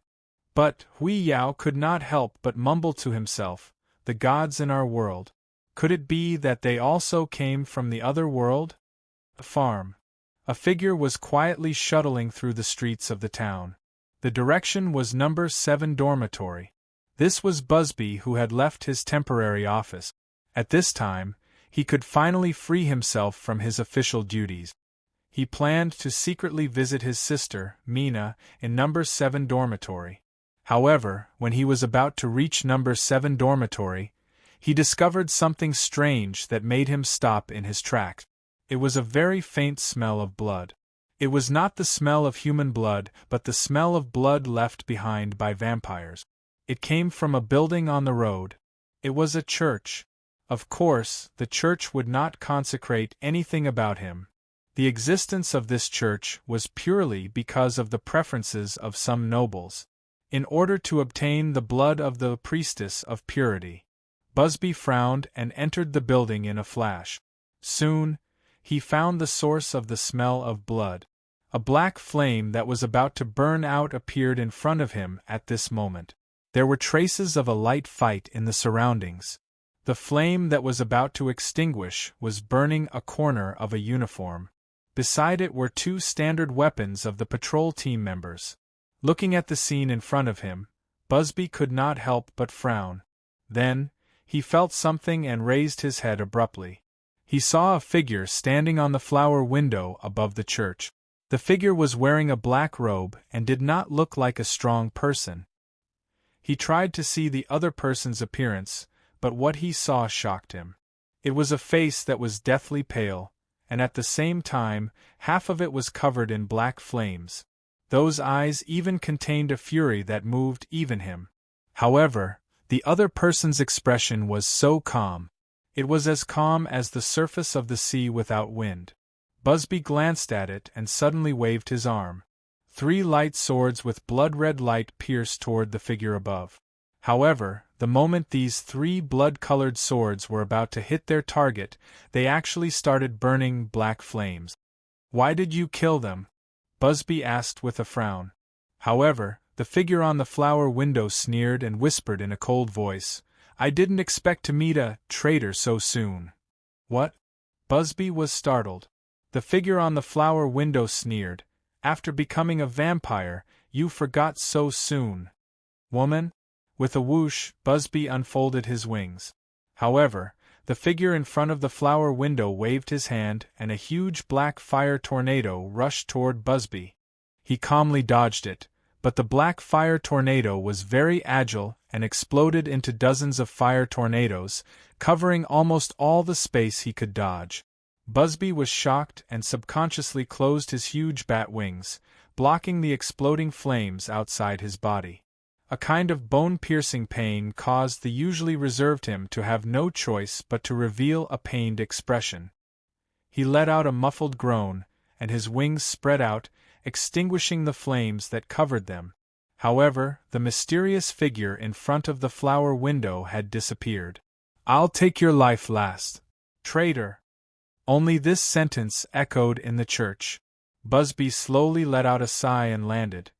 He looked at his wings, only to see that they had already become a bloody mess with thousands of holes. The power of the black flames was so horrifying that he had only touched them a little. Suddenly, Busby's expression changed. There were still flames in the holes of his wings that hadn't been put out and were still burning. The flames were growing crazily. Busby gritted his teeth and grabbed the roots of his wings with both hands. He growled in a low voice and tore his wings apart. "Hua! Hua!" The torn wings were tossed into the air, and then engulfed by the black flames. Busby's face was pale and the 2 huge wounds on his back were dripping with blood. Looking at the ashes that fell from the flames, his heart was filled with shock. Chapter 1387. Meow walked quickly on the streets of the town. She had a very clear goal. The black flame on her cheeks flickered as if it was some kind of reminder. She couldn't help but slow down. Her cold eyes were sizing up a few vampires who were patrolling at night. They were probably not members of the patrol team, but the vampires who were supervising the farm. Their main job was to prevent the crops from quietly moving at night. A sense of hunger arose spontaneously. Meow felt as if there was a pair of big hands behind her that were controlling her body, making her step towards the vampires. The black flame gave her a very strong power, but this power couldn't be maintained for long. It was more like a special weapon, and the targets of her revenge, the vampires, were the source of energy for this weapon. She needed to continuously use the black flames to burn the vampires and devour their souls in order to provide the energy for the black flames to be used. Apart from that, she couldn't use this flame to devour other souls. It was a very strict restriction. But because of the strong restriction, the power of the flame was also strong. It allowed her, an ordinary descendant of the ancients, to have the ability to easily destroy vampires. She approached them like a ghost. When the black flame suddenly burned behind them, they didn't even have time to react. They didn't even leave behind a word. All that was left was a pile of ashes. As if it had eaten its fill, the black flames once again burned steadily on Meow's cheeks, blooming with a faint grayish light. Power filled her body again. Without any hesitation, Meow arrived at the first destination of this trip at the fastest speed, the place where her companions were locked up. A low and deep voice that seemed to carry a bit of pain could be heard continuously. In the dungeon, many people who were trapped here raised their heads one after another. Their appearances were truly too miserable. The wounds on their bodies were like a crisscrossing spider web. The physical torture was still considered light, because there were already some who couldn't hold on and had completely collapsed. They were alive, but they didn't react at all as the vampires tortured them. The leader's name was David. He was once kidnapped by a pureblood hunter from another clan's farm. After a few rounds, he finally escaped from a lower-level vampire noble who bought him. He knew the tragic fate of all the crops. He was determined to end the vampires' enslavement of the ancients. Soon, David found companions with the same goal. They were humans who escaped from the farms, earlier than him. They began to quietly sneak back into the farms, in an organized manner, spreading the idea of freedom to the children in the farms. They were like viruses in the eyes of the vampires, destroying the crops at a terrifying speed. Perhaps they were greedy. More than half a month ago, David planned a large-scale escape, but their continuous success seemed to have made them forget the huge natural difference between normal humans and vampires. Even so, David glared at the servant of the vampire who was dozing off outside the cage. Even so, a human would not be able to win against such a servant in a direct confrontation, let alone now that he was riddled with scars. Unwilling, unwilling, unwilling, unwilling. Bright red blood flowed out of his eyes as he opened them. His lips had been bitten to the point of bleeding, but other than the abrasions on his wrists caused by excessive force, he did not manage to break free from the shackles. "It's my fault." David closed his eyes in pain. He didn't even dare to look at his dying companions who were also tortured. Then a black flame suddenly ignited on the servant's body. In the eyes of all the revolutionary army trapped here, as they called themselves, the guard who was engulfed by flames couldn't even make a sound at this moment. It simply fell to the ground and rolled around crazily. Then, it suddenly stopped moving, and turned into ashes.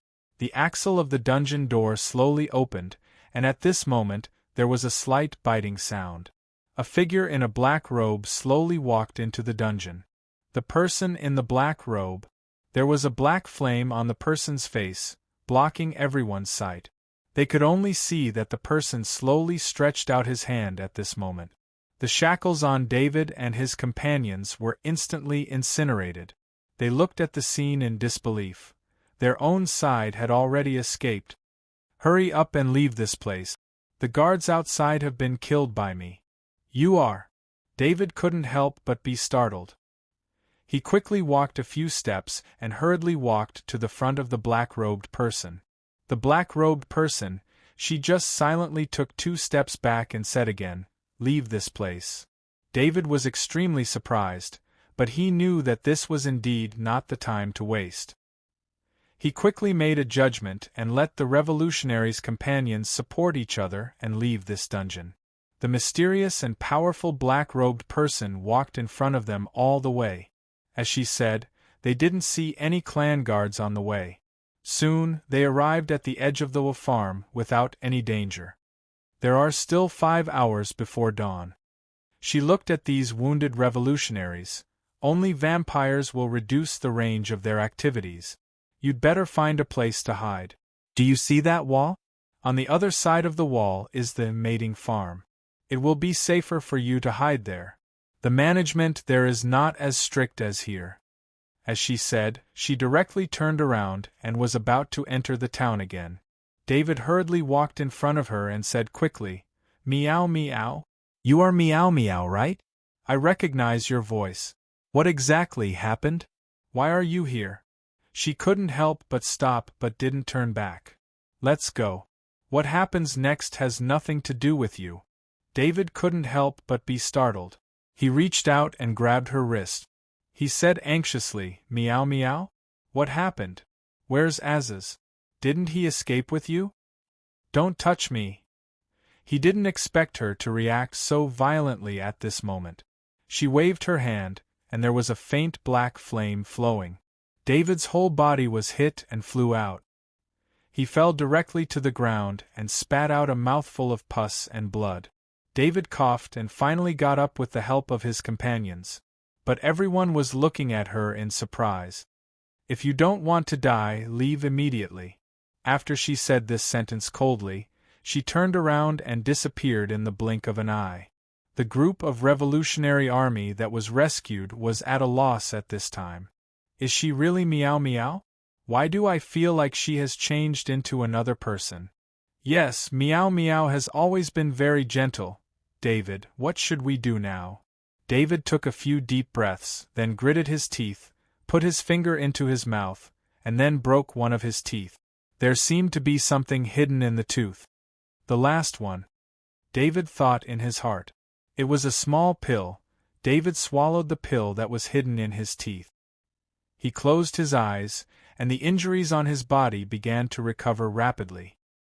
He looked at his companions and said, "In addition to Meow Meow and Aziz, there are 2 other companions who have escaped. They are probably still hiding in the farm now. I have to go and help them. You guys go to the mating farm first and wait for me. After dawn, if I don't meet up with you, leave immediately. Ignore them." David. This operation has failed. We have lost contact with the leader for more than half of the time. David said in a low voice, "But failure is not terrible. Because the enemy we face is originally 100 times, 1,000 times more powerful than us. Killing any one of us is so insignificant in the eyes of the vampires. But to us, killing a vampire is a great victory.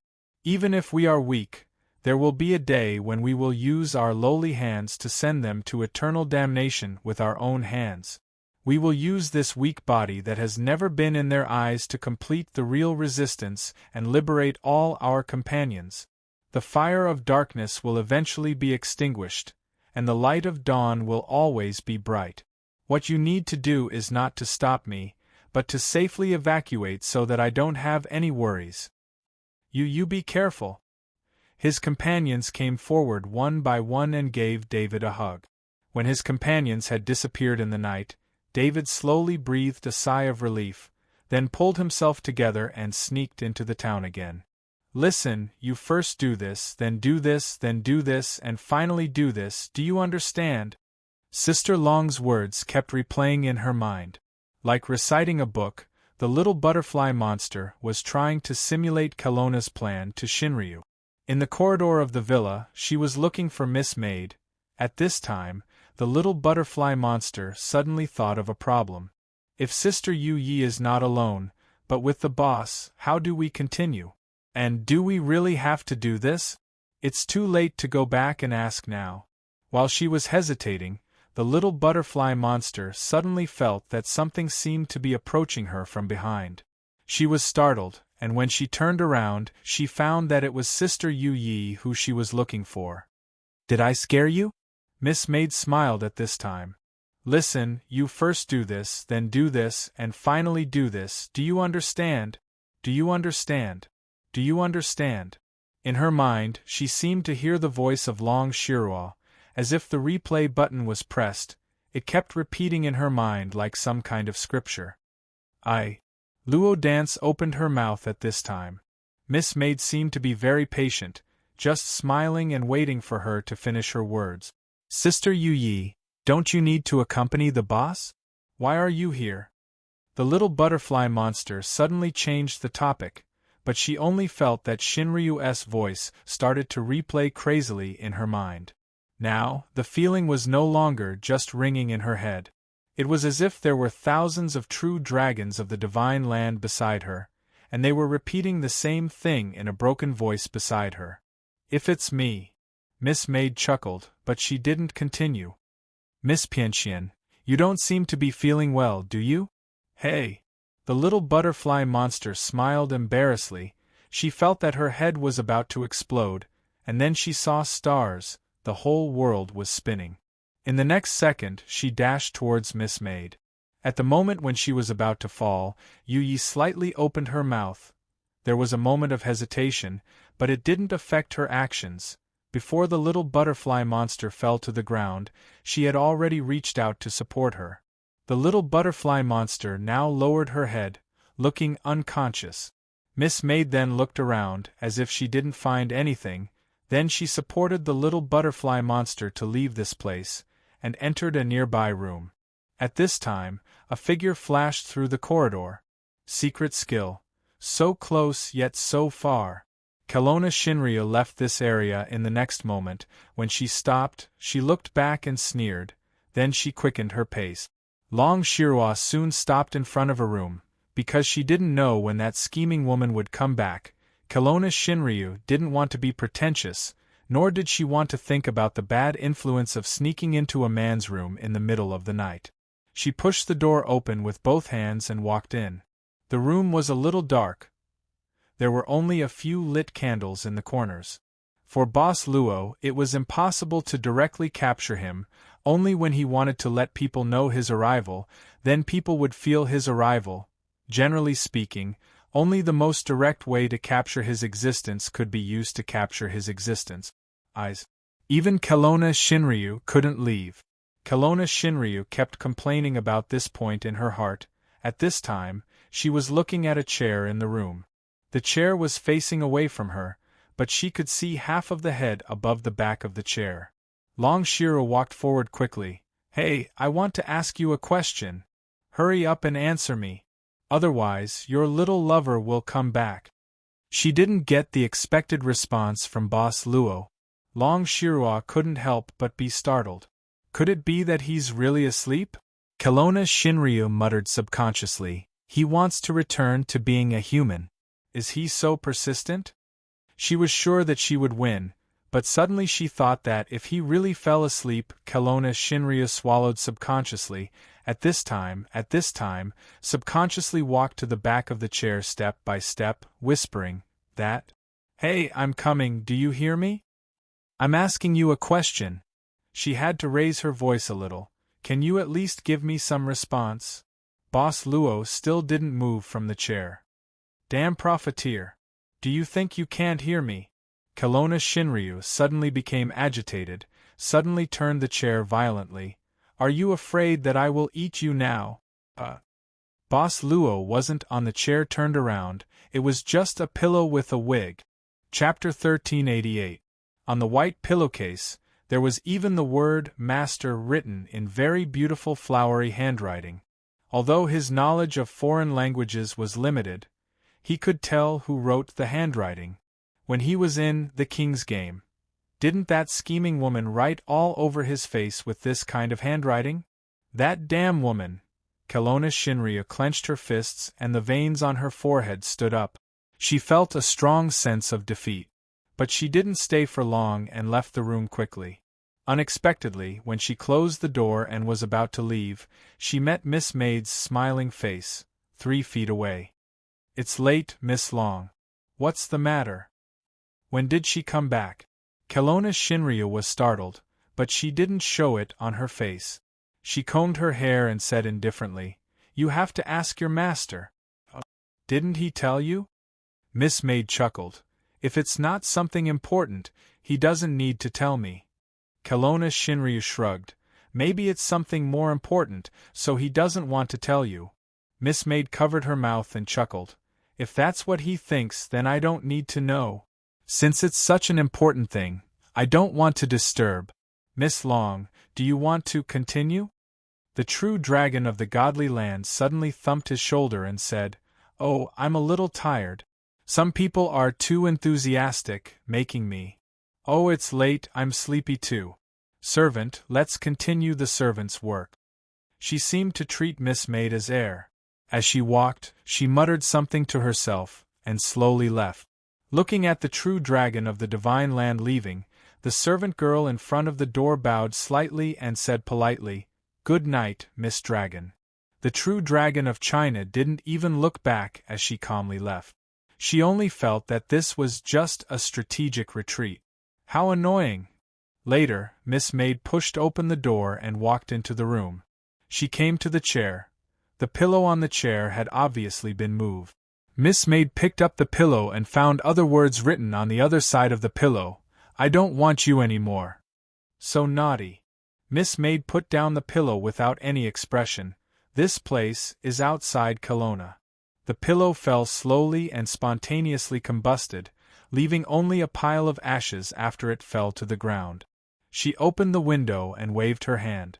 The wind from outside swept in, swirling the ashes on the ground, and then blowing them out. After closing the window, Miss Maid turned around with a smile on her face. She seemed to be in a better mood. She came to a table and sat down. With a swipe of his palm, a pitch-black laptop appeared on the table. Opening it, Miss Maid's fingers began to rapidly tap on the keyboard. She needed to do something, take advantage of this free time. According to the time, the chaos in the Fog City happened 1 day ago. So, she needed to deal with some orders from her master. "I'll go outside and have a look. I'm counting on you to fix the world over there. I think Caesar will definitely enter that world again to investigate, and after the results are out, he will truly make up his mind to open this passage to the beastmen of this world. The so-called fix of the world over there. Of course, it was the history of the world behind the God King's plan, because the Master gave Caesar the ability to open the world over there 1 day ago. Orcs will keep appearing in the world over there in the future. According to Boss Luo, what Miss Maid needed to do was to embed the history of the orcs in the world over there, so that the orcs in this world wouldn't appear out of place when they arrived there. This task wasn't too difficult. She just needed to give the orcs a part of history in the world over there. Her fingers flew. The history of the beastmen was also written bit by bit. They are a race that was oppressed by an extremely vicious dragon from the Far East. As for the direction of the story, God knows. A farm. On a dark street, a figure was running quickly through an alley. He couldn't make a sound when he landed, so he could only minimize the sound he made when he moved, and try his best not to disturb the surroundings.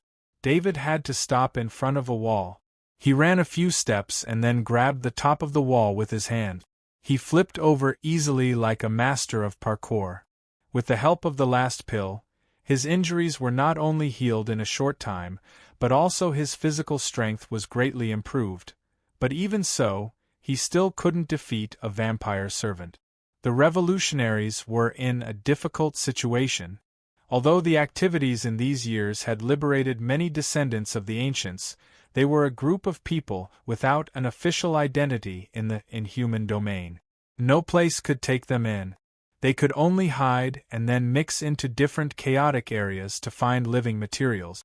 This kind of recovery medicine was just the most common thing in the eyes of the non-humans in the inhuman domain. But for the Revolutionary Army, it was a material that they almost needed to sacrifice their lives to get out of danger. The improvement of physical strength was only temporary. David needed to constantly calculate the consumption of physical strength. He needed to use the shortest time to find the other companions in the town who were still escaping. And he needed to meet Maiming again and ask what happened to her. But David had seriously underestimated the danger in the town. He also did not know that after Meow Meow had killed the guards and rescued them, the head of the town's guards had been enraged. Similarly, he didn't know that not long ago, the Torito clan had an internal conflict and even a superior noble died because of it. Now was the most tense situation. In the town, almost all the vampires who hadn't rested had been sent out to search all the places in all directions.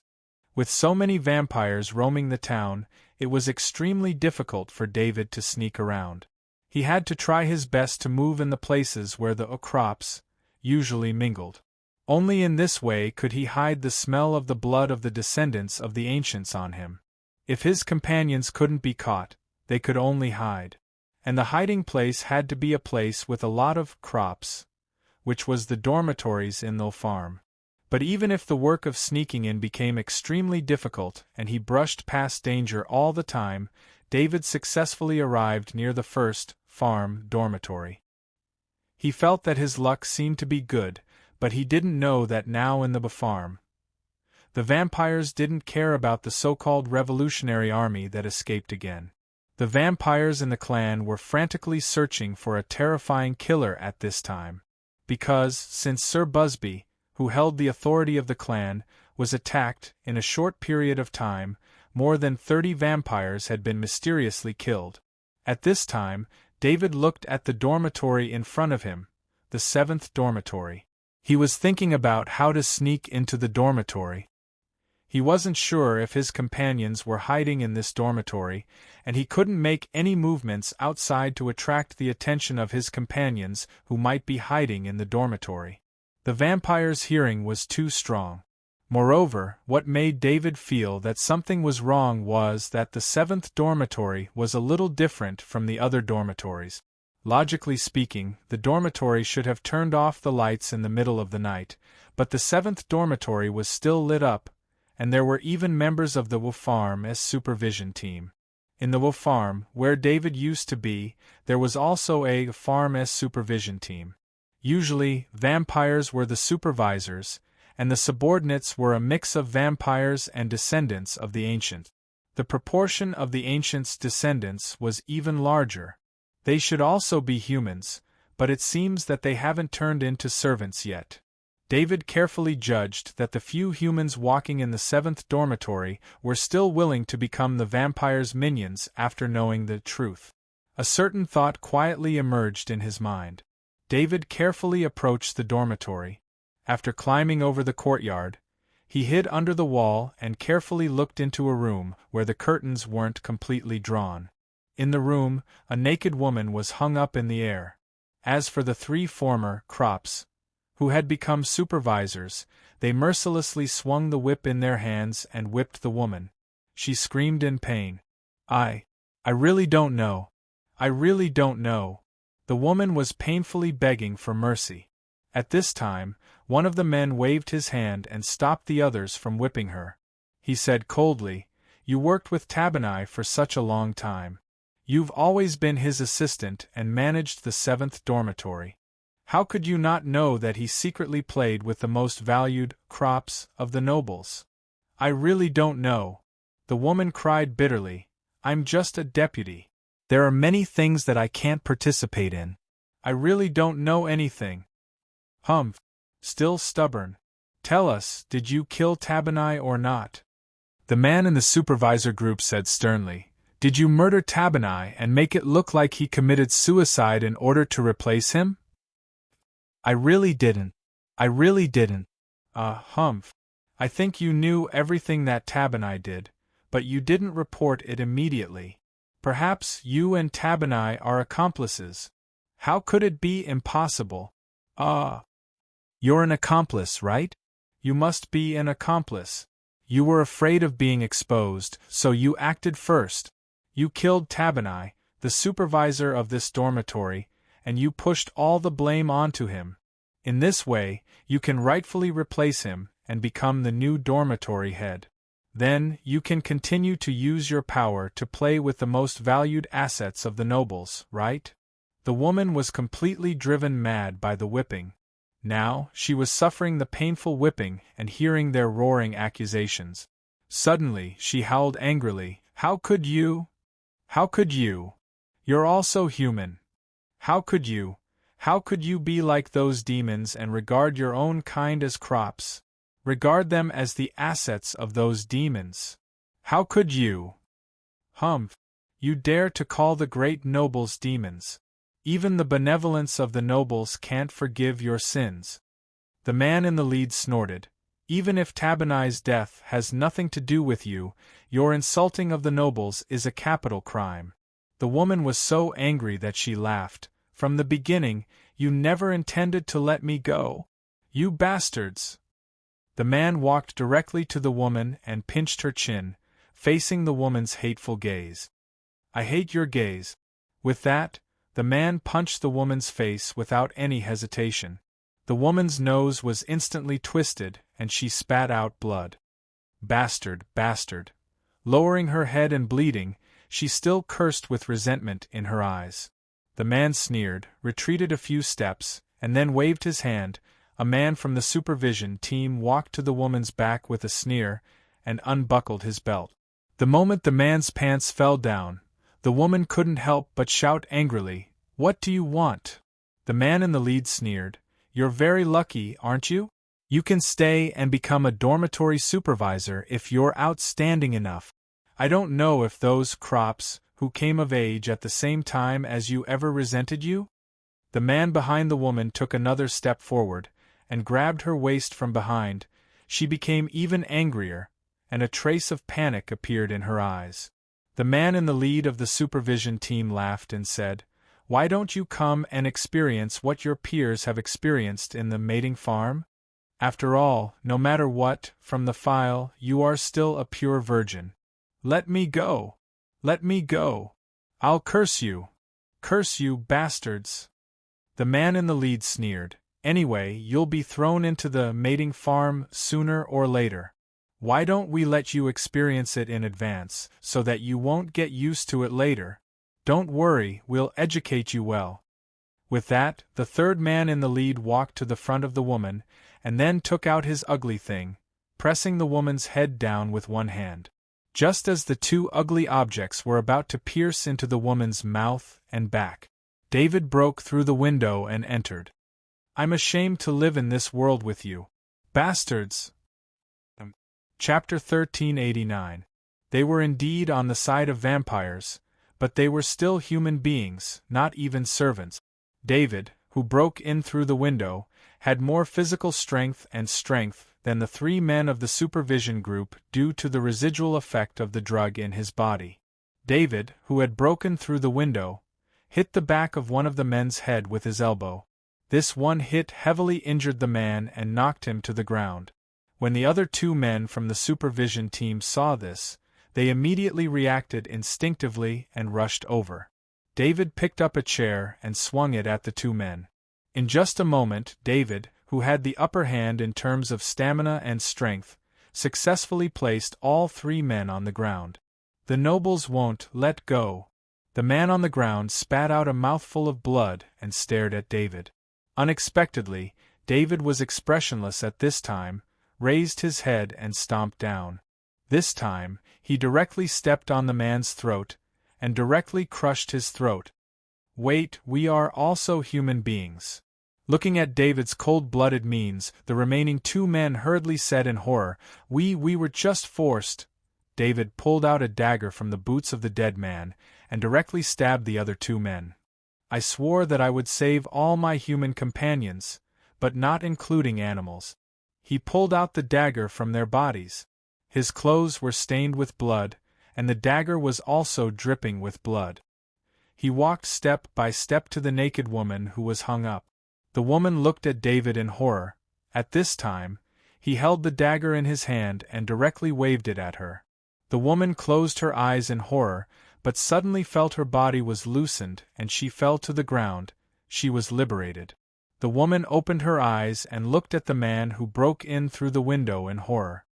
Hydrogen peroxide or alcohol. David looked coldly at the woman sitting on the ground and said, what? The woman didn't respond. I said, hydrogen peroxide or alcohol.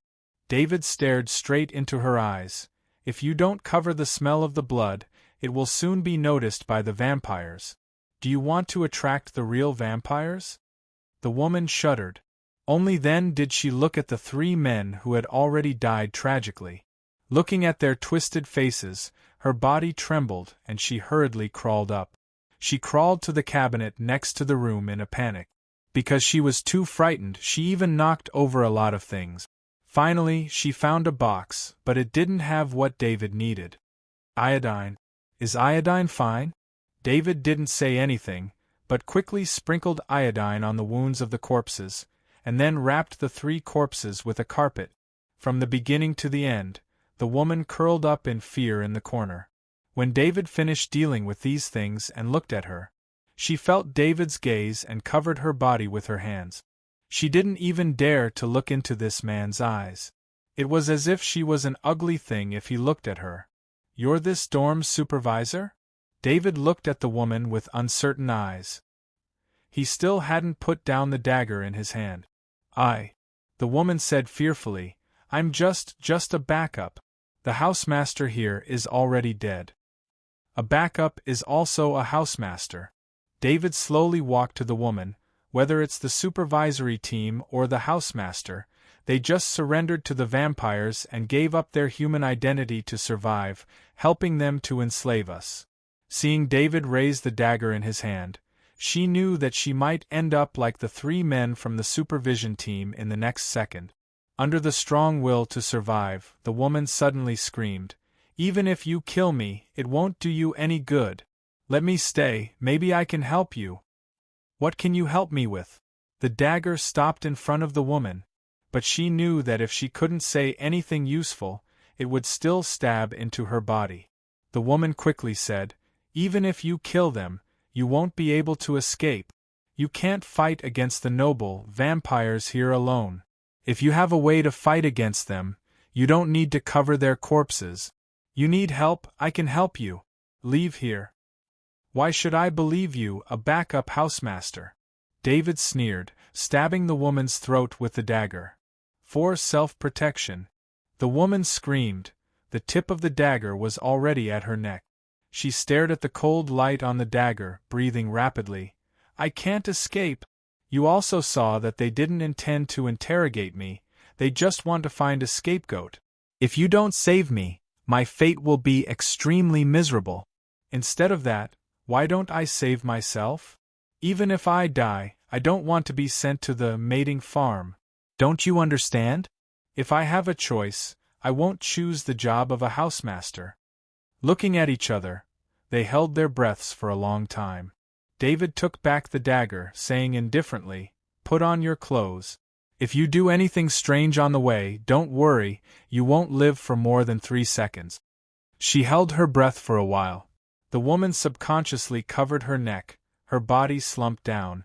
Because she relaxed, she even incontinent. But she couldn't care less about her current ugly appearance. She hurriedly put on her clothes and quickly tidied up her face. Under David's gaze, she quickly pulled herself together and opened another window. She stuck her head out and looked around. We should be safe for the time being. Now we just need to wait for daytime. At that time, the nobles will go to sleep, only a few vampires will continue to move. The woman said while thinking, The children in White Sky Town will have various activities, such as going to class or learning other things. If we leave at this time, it should be safer. I know a secret passage that can safely leave here and reach the edge of the farm. David looked at the woman and suddenly said, You seem to be well prepared. The woman said expressionlessly, I said, I don't want to be sent to the mating farm, and I don't want to spend my life in misery. What's your name? David nodded, but immediately said, From now on, you can't leave my sight. Now, tell me, other than these 3 guys, Are there any other members of the supervision group or vampires in this villa? The woman, quickly said, there shouldn't be any for now. There seems to be some conflict between the nobles today. I heard that a superior noble vampire died. Compared to this, the suicide of a housemaster didn't attract much attention. David said, you said you know a way out. Now take me to have a look. And didn't talk nonsense. After taking a few deep breaths to calm herself down, she quickly opened the door of the room. Those children should be dead asleep. Come out, try to walk lightly. Under the lead of An, it didn't take long for David to come to a utility room in the courtyard of the number 7 dormitory. The passage An mentioned was in this utility room. As long as the heavy objects on the ground were pushed away and the floor was lifted, a secret passage that could allow one person to pass through could be seen. I don't know who dug this secret passage. I walked through it once, and it leads to the outside of the farm, and quickly said, I was ordered to clean this place once, and I accidentally found it. I observed it for a while, but I didn't find anyone using it. As she said, and directly went into the secret passage. Unexpectedly, David directly grabbed her arm before she went down halfway. What do you want to do? David asked coldly. And said matter-of-factly, of course I want to hide here. Don't worry, I've put a lot of dry food, drinking water and some other materials in the secret passage. It won't be a problem to stay in the secret passage for a month. You're really well prepared. David sneered. It seems that you're planning to escape from here all the time, right? And turned back and said, if even the position of a housemaster can't bring me any chance, why don't I leave this place? David said, since you found this secret passage, why don't you take the children away from here? And was stunned, then she frowned. I don't dare to say that I can escape from the clan's territory after leaving this secret passage. You want me to take the children? Are you crazy? Besides, even I, who know the truth, have never left the vampire's territory, and never know what the outside world is like. Is the outside world suitable for us to live? I don't know what I can do with the children. Is it to drag me down, or to send everyone to die together? Are you going or not? If not, I'll go. She broke free from David's hand and went into the secret passage again. But this time, David caught her again. Looking at the angry Anne in front of him, David just said indifferently, you can't just leave like this. I have 2 companions outside, and I need you to help me find them. You're crazy. I'm not going. Then I can only leave you here. David looked at Anne without any pity. Anyway, I already know the existence of this passage. You bastard who was stabbed in the ass by a dog. I'll curse you. And stared at the man in front of her with hatred, as if she wanted to tear his body apart. You have no choice. David said indifferently, dragging Anne out of the secret passage bit by bit, and don't try to resist me. If you want to live, do as I say. I don't want to waste time arguing with you here. This will only make my companions stay in danger for a longer time. And gritted her teeth, stood up abruptly, and walked towards the door of the storeroom. What do you want to do? David grabbed her arm again, and said angrily, aren't you going to find your companions? Then go now. Or are you just saying that, trying to be a hero? David snorted softly and let go of Anne and heaved a sigh of relief and asked coldly, where are your companions hiding? I don't know. David shook his head, and looked at him inconceivably. You don't know? You still let me? David said, if they are hiding, they must be hiding in the place with the most people. There are only dormitories in this place. And rolled her eyes, patting her forehead, saying indignantly, you can't even confirm whether your companions are hiding in this dormitory or not. Don't you know, even a dormitory supervisor, it's very troublesome to go out at night. Not to mention, I'm just a backup. Oh my God. I finally know why your revolutionary army has never been able to achieve anything. What did you say? David's eyes turned cold. Because you're just acting on your delusions, feeling good about yourselves, and you've never seen clearly what's real. David didn't say a word, but his eyes were filled with killing intent. And didn't know why she wasn't afraid this time. She just coldly looked at the man who was on the verge of anger, saying indifferently, "What? Do you want to kill me? Compared with those people just now, what's the difference between you and them? Bullying the weak, wantonly controlling the lives of the weak. Those who don't obey you, you want to kill them, right?" David took a deep breath, walking past and saying slowly, "It's late, let's start from this dormitory. If they're hiding here, they'll leave a secret signal that I can understand." Bang! At this time, David only felt a buzzing sound in his brain, as if something had knocked on the back of his head. He immediately saw stars and staggered as he turned around, only to see Anne, and was holding an old frying pan in her hand. At this moment, seeing that David was still standing, and took the old frying pan in her hand and knocked it on David's forehead again without hesitation. As long as he was still a human, the skull was still a very fragile part, and didn't have any extraordinary strength, but if she used all her strength, it was enough to knock people out with the frying pan. Plop! After a series of knocks, David finally fell to the ground. Seeing that David fell to the ground and didn't move anymore, and hurriedly found some ropes in the utility room, and spent some effort to tie David up several times. "If you want to die, you can die by yourself," and patted the dust on her hands, looking at David's face, muttering, "A person can't do anything at all." With this, and directly lifted her skirt, walking quickly to the entrance of the secret passage. When she was about to jump in and escape from this place, she suddenly saw someone appear in the secret passage. It was the face of a young man with black hair and black eyes. "It leads to here." The young man looked up, looking at the woman who lifted her skirt and opened her eyes wide, smiling slightly. "Excuse me, can you let me out first, madam?" Luo, boss. Chapter 1390. Hearing this, she was stunned for a while before she suddenly had a bigger reaction. She instinctively stepped back. However, after taking 2 steps back, and accidentally stepped on something on the ground. It seemed to be a rolling pin. This was a utility room, so there were many odds and ends here. And lost her balance because she stepped on the round wooden stick. She fell back and hit her waist, then fell to the ground. At this time, a faceplate was tilted upward because of the cabinet. It was about to fall on Anne. She instinctively covered her head with both hands, hoping that it would not hurt too much. But it didn't.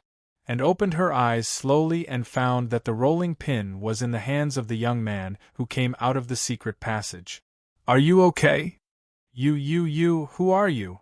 In a panic, and grabbed the rolling pin that tripped her with both hands. She knocked down David, but it didn't mean she was good at fighting, she just made a sneak attack. Boss Luo put down the faceplate in his hand. Seeing Anne lying on the ground, Boss Luo reached out his hand. "Can you stand up?" He didn't seem like a bad guy. For some reason, she felt a sense of security, and instinctively reached out her hand to the unfamiliar young man, and with his help, she stood up. "Thank you." She didn't know why she said that. But soon she became alert. "Who are you?" Boss Luo smiled. "I didn't sleep last night, so I wandered around. I didn't expect to find a secret passage at the place where I stayed. Out of curiosity, I walked along the passage. Besides, I just lost something, so I wondered if the thief also left through this secret passage, something like that." "I see." And frowned. Who was he kidding? But why did she feel that he was so honest, anyway, as a person who had lived in the farm for more than 20 years, and was sure that she had never seen this person in the farm? This man, or a big boy, was probably younger than her. Vampire? She didn't think so, and looked at him carefully and found that the young man was looking at David, who was knocked out by her sneak attack and tied up. Do you know him?" she asked cautiously. Luochu shook his head. "No, it's the first time I saw him. I was just curious. I mean the situation here." And quickly shook her head. "I don't know what happened here. When I came here, this guy was already like this. I don't know who tied him up here." "I see." Boss Luo glanced at the woman, then moved aside and said casually, "Ma'am, you were going down, right?" "Yes. Yes, I was leaving." And nodded. With her eyes still fixed on the mysterious young man, Lin Sanjiu slowly walked toward the entrance of the secret passage. Just as she lifted her skirt and was about to jump down, she suddenly remembered something and stopped. "Wait, did you come in from the other side of the secret passage?" Boss Luo nodded. And asked quickly, "You said you lived at the exit?" Boss Luo smiled. "Just temporarily. To be more specific, I was invited to stay by a vampire." "Hasn't that villa been vacant for a long time?" Anne's expression suddenly became excited as she widened her eyes. Boss Luo said, "If it's vacant, I'm not sure. When I checked in during the day, it was quite clean and didn't look vacant." And looked at him suspiciously. So far, he didn't show any intention to attack her and she didn't feel any danger from him. But she felt that it was too weird for someone to suddenly appear when she was about to leave through the secret passage. She couldn't help but be terrified of this secret passage. Why did he let her leave so easily? Generally speaking, shouldn't he ask what happened here? In the end, she said that she didn't know what happened here. This statement was full of loopholes, but he didn't doubt her at all, which made him feel even more inconceivable. Was he trying to lure her into the secret passage? Was he really with David and also a member of the Revolutionary Army? David said that he had a companion who escaped and was hiding in the farm. Thinking of this, Anne's heart beat faster. "Didn't you want to leave?" Boss Luo asked casually as the lady didn't move for a long time. And rolled her eyes and said, "I suddenly changed my mind. I don't want to leave for now." "I see." Boss Luo nodded and then smiled. "Don't worry about seeing me. I'm just passing by and I don't intend to change what you want to do. As for the suggestion, if you do what you want to do, there shouldn't be a problem." Sure enough. Was he trying to lure her into the secret passage? Anne's expression changed quickly, and she pretended to be relaxed. "You shouldn't be just strolling around, right?" Boss Luo said. "Didn't I say that the thief left through the secret passage, so I want to find out." And blinked and said, "You said that something was stolen. What did the thief look like?" "I've been working here for some time, maybe I can help you." Boss Luo said, "If you can help me, I'll be very grateful. Actually, I can't confirm the identity of the thief. But, it's a girl about 14 or 15 years old, named Mina." "Mina?" And was stunned and frowned subconsciously. "Do you know her?" And shook her head. "The name sounds familiar. I think I've seen her before, but I don't think I've seen her before. But according to the age you said, this girl should live in the 7th dormitory." Very useful information. Boss Luo smiled and said, "Thank you so much. In return, I'll give you a piece of information." "Say it." And said quickly. Boss Luo said, "If you plan to escape from this farm now, I'm afraid the probability of failure will be infinitely high. Because of the current situation in the farm, the Torito clan has arranged many vampires to monitor the entrances and exits of the farm." "What?" And suddenly felt dizzy. "How could this be?" Boss Luo said. "It seems that it's because an assassin appeared in the farm. So far, dozens of vampires have been killed. But the secret passage is still safe. When I came, I saw a lot of supplies inside, so it shouldn't be a problem to live inside for a while." And didn't comment. She had smuggled those supplies in bit by bit over the years, with the purpose of using them one day. So, if you can wait patiently inside for a while and leave after the matter is over, the success rate should be very high. And looked at Luochio and then at the entrance of the secret passage, hesitating. It was difficult for her to make a choice. Her intuition told her that this mysterious young man's words should be correct, even a very good suggestion. But what if it was just a lie? While she was pondering, the mysterious young man had opened the door of the storeroom and was about to leave. This made Anne anxious. She rushed out and blocked Luochio's way.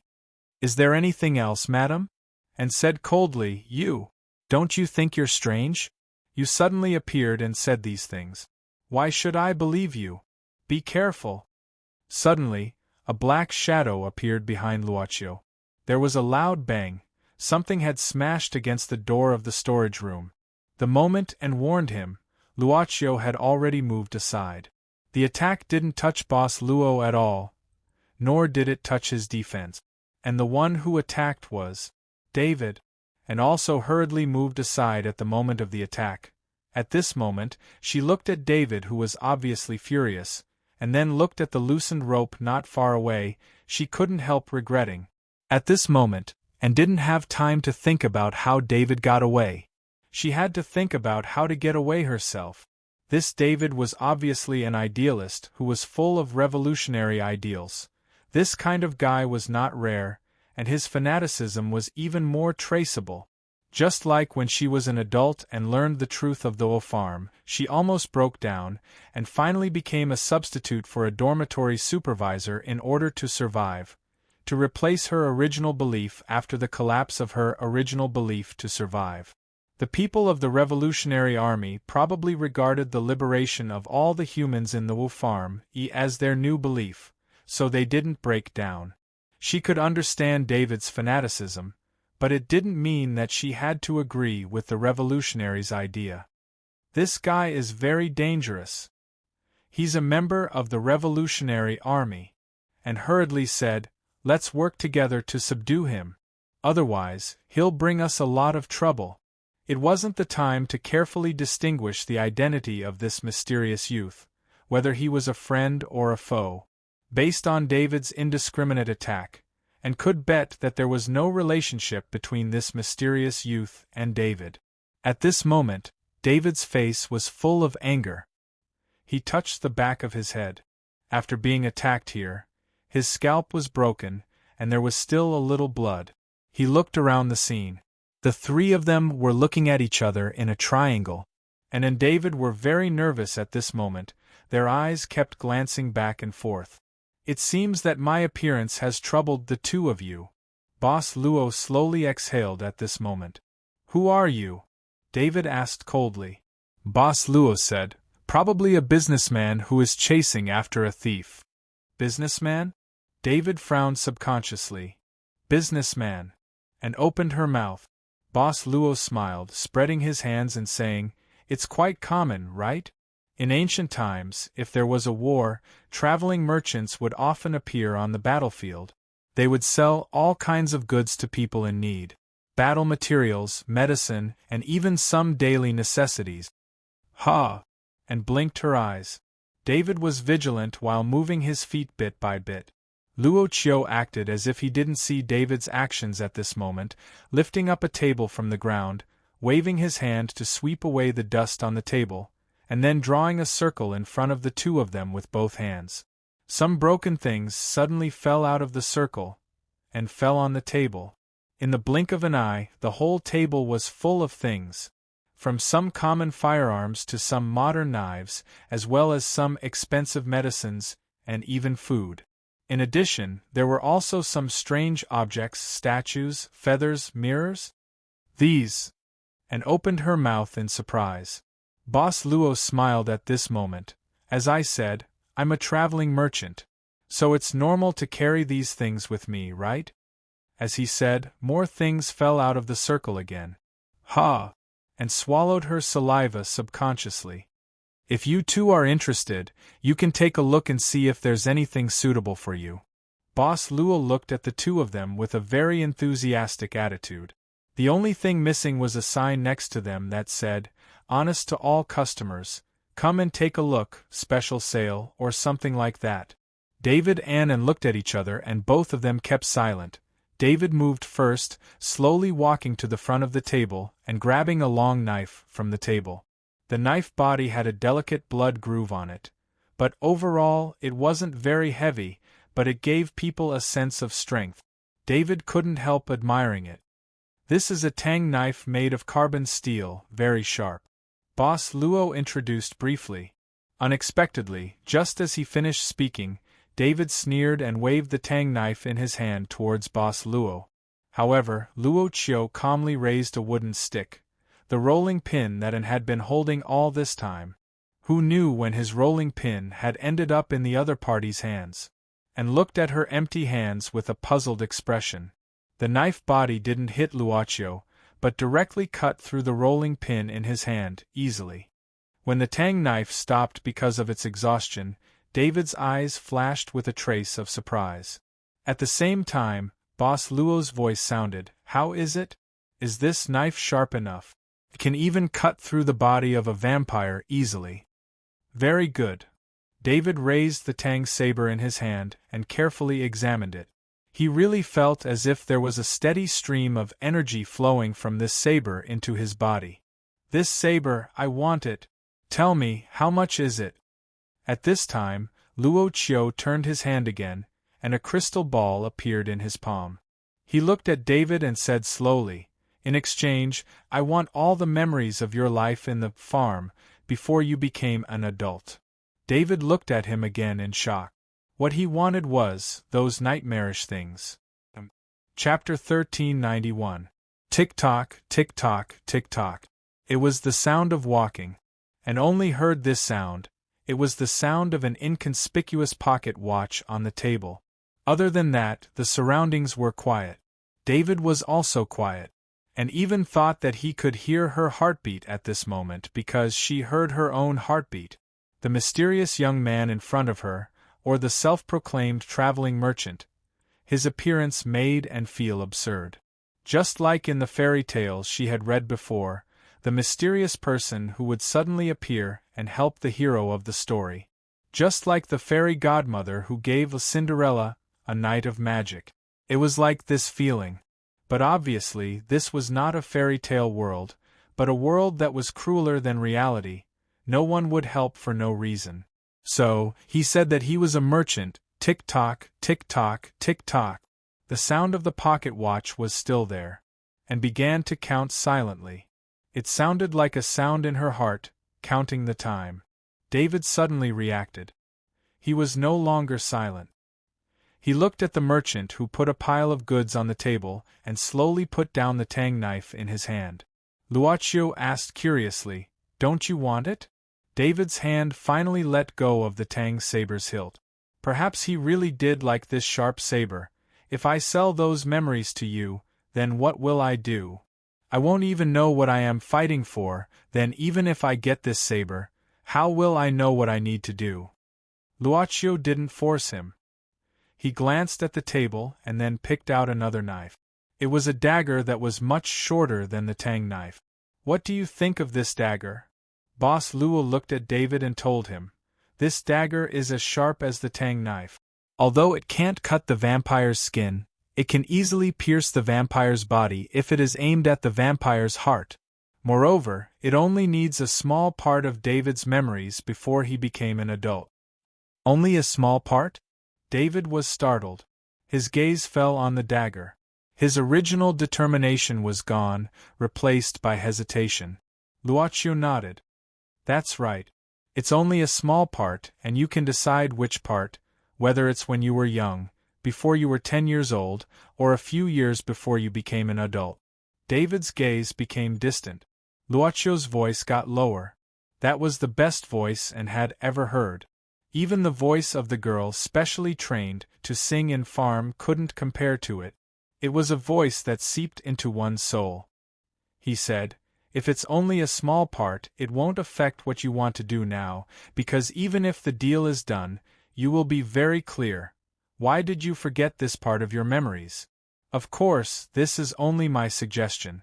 Whether you want to buy it or not is still up to you." "Just now, what did you say?" David asked abruptly. "You said, I won't forget why I made such a choice, right?" Luocio whispered, "It seems that you prefer this tang sword." "That's right. But there's one thing I need to explain. That is, just like what you said, if you lose all your memories before adulthood, you may not be able to do what you want to do. You may not be able to find the root of what you want to do. Even if you still know what you need to do, you may not be so determined anymore. So, if you only want power, I would suggest you to choose this dagger. In fact, after you think about it more carefully, You may even feel that this kind of transaction itself might not be necessary. Unnecessary? David shook his head. This time he directly held the Tang sword. Only power is necessary. Since I won't forget what I want to do, then there's no doubt that I need more power. Boss Luo just smiled. This time he didn't say anything, just made an inviting gesture. David expressionlessly placed his palm on the crystal ball, then closed his eyes and slowly said, "Although I don't know why you want my memories, I can tell you with certainty that if I can forget these nightmarish things, I would be more than happy to do so." The crystal ball gave off a faint light. Soon after, David was motionless, as if he had turned into a statue.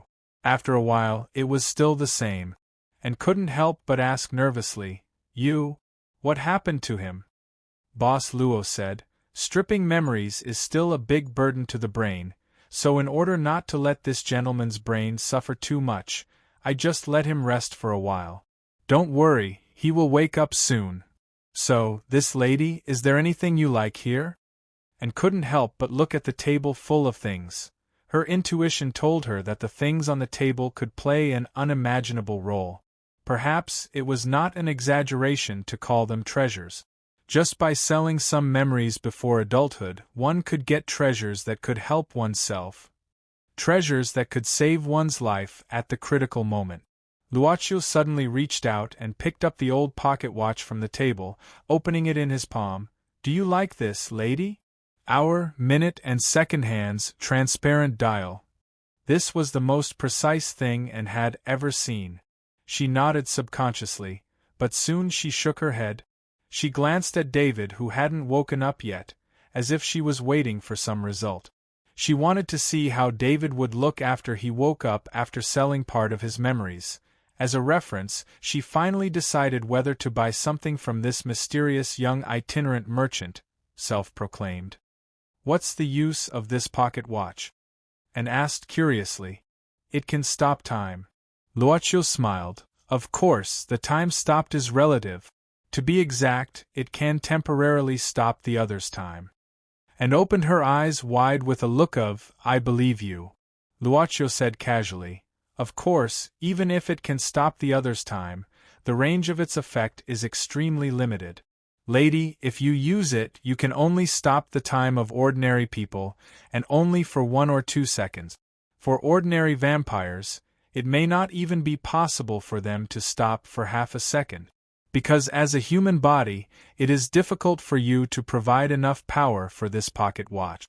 It seemed more and more mysterious, and looked at the other things on the table suspiciously, suddenly asking, "If I sell the memories to you, can I buy them back?" "Of course." Luoqiu smiled. "But, since you have decided to sell the memories, why do you want to redeem them?" And shrugged. "Isn't there a pawnshop? No matter who it is, there will always be a time when they are short of money, right? It's not that you have to pawn it, but you have to." Luoqiu smiled. "If you want to redeem and sell the memories, you can only exchange them with something slightly higher than the same value. Where's the merchant?" A smile appeared on Anne's face. Luoqiu did not read any sarcasm from her smile. Instead, he read a kind of agreement. No doubt, the woman in front of him agreed with this method. "Egoist. Can I hire you?" Anne asked coldly. Boss Luo asked curiously, "Why do you have this idea?" And picked up a black pistol from the table, and made an aiming gesture. She said, "I have seen similar weapons in books, but they are not as exquisite as this. Undoubtedly, even if I buy these things, I only know what they are." After saying that, she casually tossed the pistol onto the table and pointed to the rest of the items. "These are also, some of them, I can't even name them. What I want to say is, even if you give them to me for free, I won't use them. In fact, when I held these weapons in my hands, they might even give me some inexplicable courage, which might even lead to my death. So, why do I want to get into trouble?" Boss Luo's eyes lit up slightly and said softly, "It seems that you have thought it through." And said carelessly, "Since I became an adult, I am no longer the favorite of those vampire nobles. The nobles who used to like the taste of my blood may not even remember who I am now. No matter how excellent a person is, there will always be a time when he or she is forgotten. There is a saying, the higher a person stands, the more painful it will be when he or she falls. And only those who never intend to climb to a high place will not be in danger of falling. Naturally, there is no such thing as falling. So, since I became a dormitory supervisor, I have been making myself seem insignificant, even to the extent that I am dispensable. In fact, I have succeeded. If it wasn't for my bad luck today, where the dormitory supervisor of dormitory number 7 suddenly committed suicide, I think my life now may be in the best state.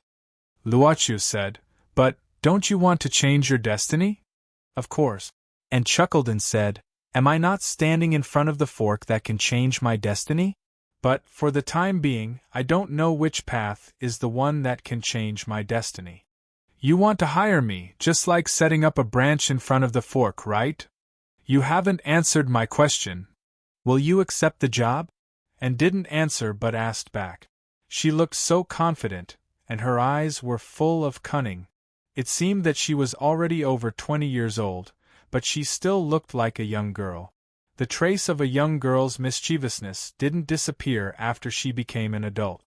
"So, what do you want to hire me for?" And said bluntly, "Of course, I hope you can protect me and leave this place safely to the outside world. Speaking of which, I have been yearning for the outside world, since I learned the truth of the farm."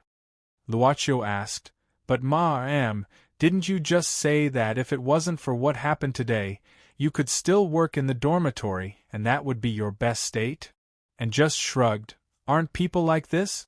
Only in a comfortable environment will we consider some exciting or strange things. I am indeed satisfied with the days as a dormitory supervisor, but I have never said that I won't be curious about the outside world. Besides, I have said if, but in fact, all these have already happened. The best state has been broken, shouldn't we look for another stable state?" She still looked so confident, and her eyes were still full of cunning. Only her legs hidden under her skirt were slightly trembling at this moment. Luochu thought for a while. Do you think, if you only rely on yourself, can you leave easily?"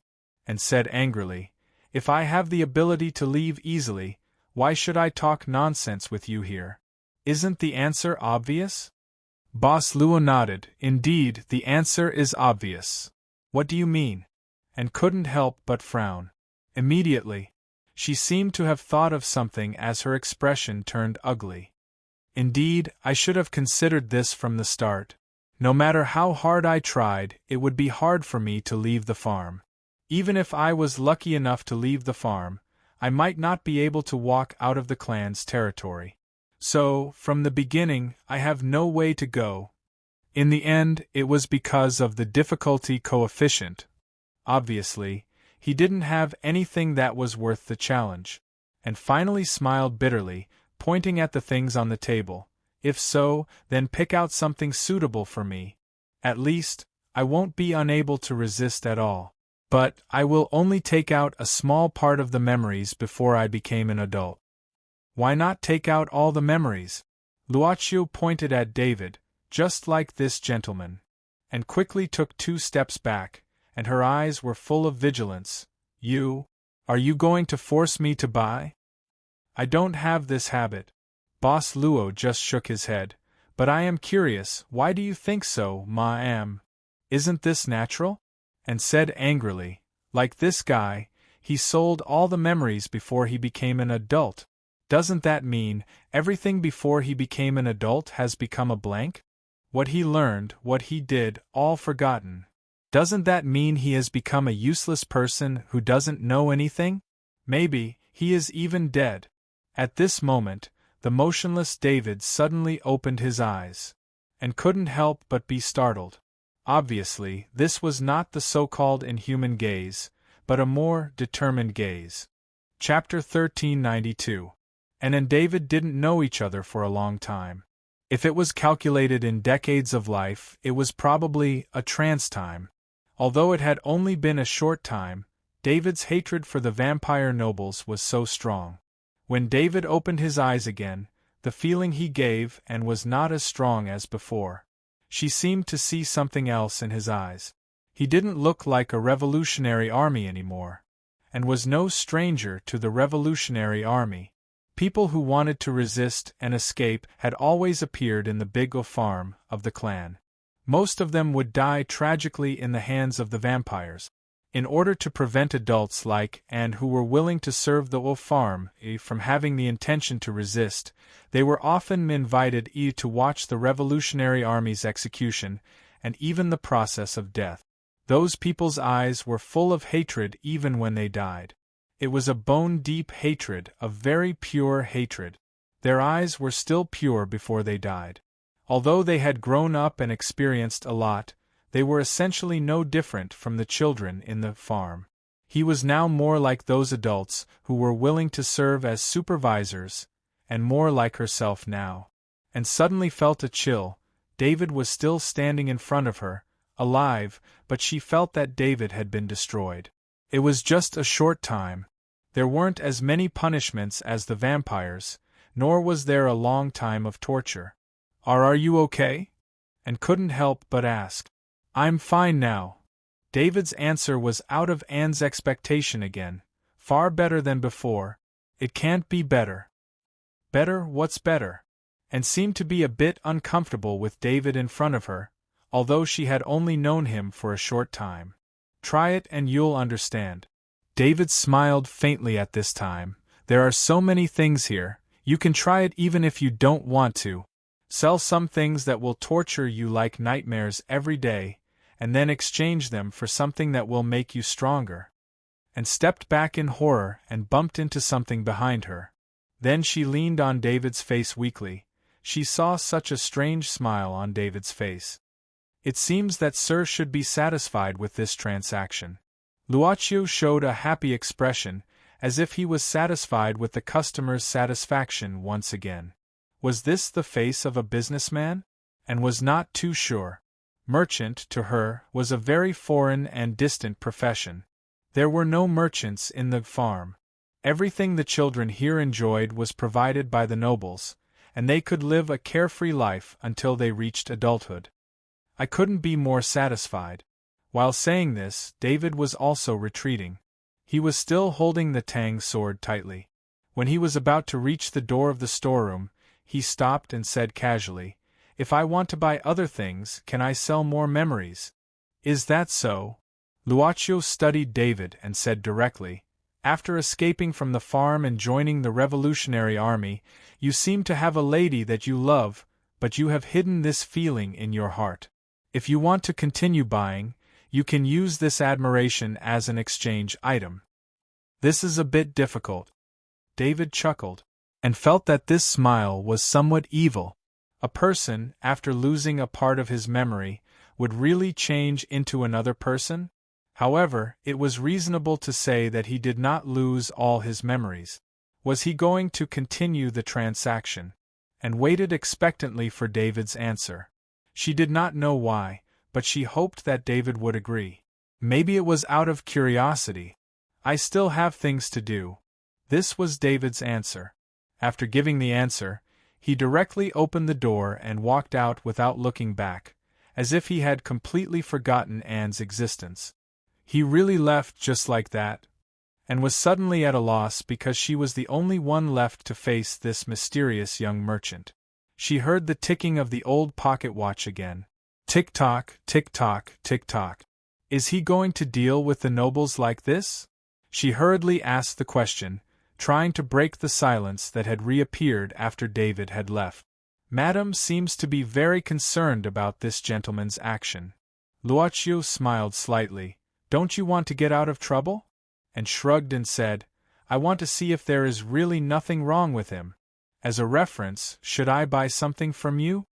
Lucio said, "Then have you finished your reference?" "Not yet," she said word by word, like a middle-aged woman who was standing in front of a new product booth and being sold a juicer by a salesman. Boss Luo suddenly said, "Madam, do you still want to hire me?" And said impatiently, "Didn't you already refuse?" Boss Luo said indifferently, but we can use another method. How about I hire you instead? As a reward, I can take you out of the farm safely. You. And couldn't help opening her mouth and pointed at herself. Hire me? What can I do for you? She didn't understand how an ordinary person like her could help him. He opened his palm in front of Anne, and an exquisite ring appeared in the middle of his palm. Luochu gestured, and took the ring and looked at it carefully. She found 10 gray crystals inlaid on the edge of the ring. Obviously, they weren't diamonds, and she had never heard of any gray gems. What's this? Anne asked curiously. Luochu said, Put it on. Do you see the 10 gems on the ring? After accepting my employment, what you need to do is to light up these 10 gems. The gems will show a faint purple light. How do I light them up? Anne asked directly. She seemed to be a little tempted. Boss Luo smiled. It's very simple. You just need to save those trapped in the mating farm and the slaughterhouse. After the mating farm, that's all. The more humans you save, the faster the gems will light up and the number will increase. Anne was furious, throwing the ring away angrily. Are you kidding me? You want me to save people? How can I save them? I can't even save myself. The boss was not angry. He snapped his fingers, and the ring that was thrown to the ground returned to his palm. He met Anne's eyes and said with a smile, Of course, I won't let you save people like this. You can use anything you want here. What? Anne was stunned. Boss Luo picked up the old pocket watch and put it in his palm. He stretched out his hand to Anne again. The ring and the pocket watch leaned against each other on the palm of his hand. Is this guy serious? Anne suddenly thought of a phrase that she rarely used on a daily basis. Obsessed. What was a ghost? Is it the kind of ghost that vampires are? Who knew? Vampire and ghost were 2 different words in English. She saw this word in the library. A travel book that was thrown in a corner and no one read it. Well, I'm looking forward to your success, brave lady. Just like that, the mysterious young merchant disappeared.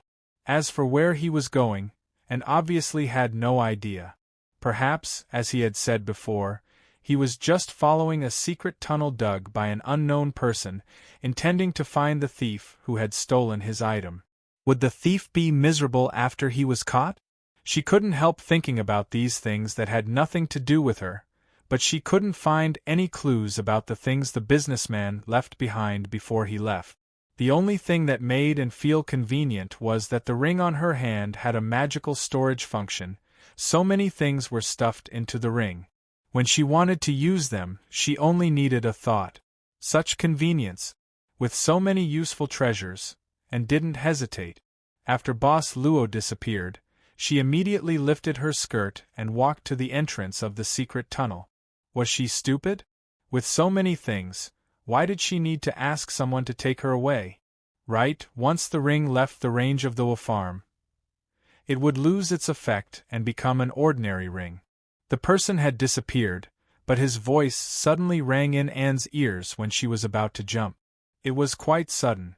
This made the dormitory supervisor candidate of dormitory number 7, who still maintained some of his original persona, so scared that he lost his footing and fell into the dark tunnel. After a while, Anne crawled out from the secret tunnel again. There were some white spider webs on her hair. She looked around suspiciously. She had a feeling that this mysterious guy hadn't really gone far, but was hiding in a corner to observe her. After a while, she didn't hear his voice again, and sat on the floor of the utility room alone, sniffing the musty smell of old things in the air. She carefully shook out the first thing from the ring, a pair of boots that can increase speed. The moment the boots were in her hand, the name of the boots naturally appeared in Anne's mind, as well as how to use them, and didn't wear them immediately. She was still thinking, muttering, in the end, I still have to save people. She remembered that at the beginning, David also wanted her to save people. She scratched her head and shook the ring on her finger. This time, a cloak fell out of the ring. Cloak that can make one invisible. So be it. She gritted her teeth and thought. A group of high-ranking nobles of the clans gathered in a particularly luxurious building in the farm. There were all kinds of buildings in the farm. Luxurious ones were not rare. This kind of luxurious building was used to cultivate noble lady, a noble young master, and other character settings. Originally, there were several high-level crops living here, but now it was temporarily requisitioned by these high-ranking nobles as a temporary residence. I can't believe that Busby dared to kill Baboki in front of so many people, a noble said angrily. His companions all agreed with him. At this time, they were criticizing Busby and criticizing the acting Grand Duke's irresponsibility and the fact that he easily transferred the clan's authority and looked down on the precious clan's authority. We can't let Busby take charge of the clan's authority like this. What right does he have? Another noble snorted. After all, he is just a guy with an unknown background. Everyone, compared to Busby's behavior, don't you think that Bailgan's behavior is more unreasonable? Another high-ranking noble knocked on the table at this time. He attracted the attention of all the high-ranking nobles. As a high-ranking noble, he obviously had a lot of prestige in the circle of high-ranking nobles in the entire clan. Marquis Gouda, what do you think? Marquis Gouda sneered. As the acting Grand Duke, he actually left at the critical moment. He even casually handed over the Grand Duke's token and condoned his subordinates to kill the high-ranking nobles. He even condoned his subordinates to change the supply rules. I think that Bailgan, as the acting Grand Duke, didn't fulfill his duty at all. So, I propose to use the privilege of the high-ranking nobles. The faces of the participants changed slightly at this time. The high-ranking nobles had many privileges, but there was only one thing that Marquis Gouda would solemnly mention in this kind of occasion. That was, when more than 70% of the high-ranking nobles agreed, they could wake up the sleeping Grand Duke of the clan. However, no matter what the reason was, waking up the Grand Duke of the clan from his sleep would definitely make the Grand Duke unhappy. There were many such calls in history. In the records, more than half of the people who called were severely punished by the Grand Duke when he woke up. Marquis Gouda looked around at the nobles present at this time and said seriously, "It's not long before the next sacred blood ceremony. The Grand Duke is about to wake up. If it's a little earlier, the Grand Duke won't be unhappy. Moreover, this time the awakening will be carried out by me personally. Even if there is any punishment, I will bear it alone. Everyone just needs to agree. Marquis Gouda, as you said, it's not long before the sacred blood ceremony. The Grand Duke will naturally wake up at that time." A noble shook his head at this time and said, "It's not a little bit of time. Why should we take this risk?" Marquis Gouda looked at the speaker expressionlessly. Indeed, it was not long before the Grand Duke would naturally wake up. For vampires with long lives, they naturally wouldn't care about a short 1.5 month. But it was true that the Grand Duke would wake up before the sacred blood ceremony, but wouldn't Bailgan come back earlier? This group of pampered people who don't know how to use their brains. Trash.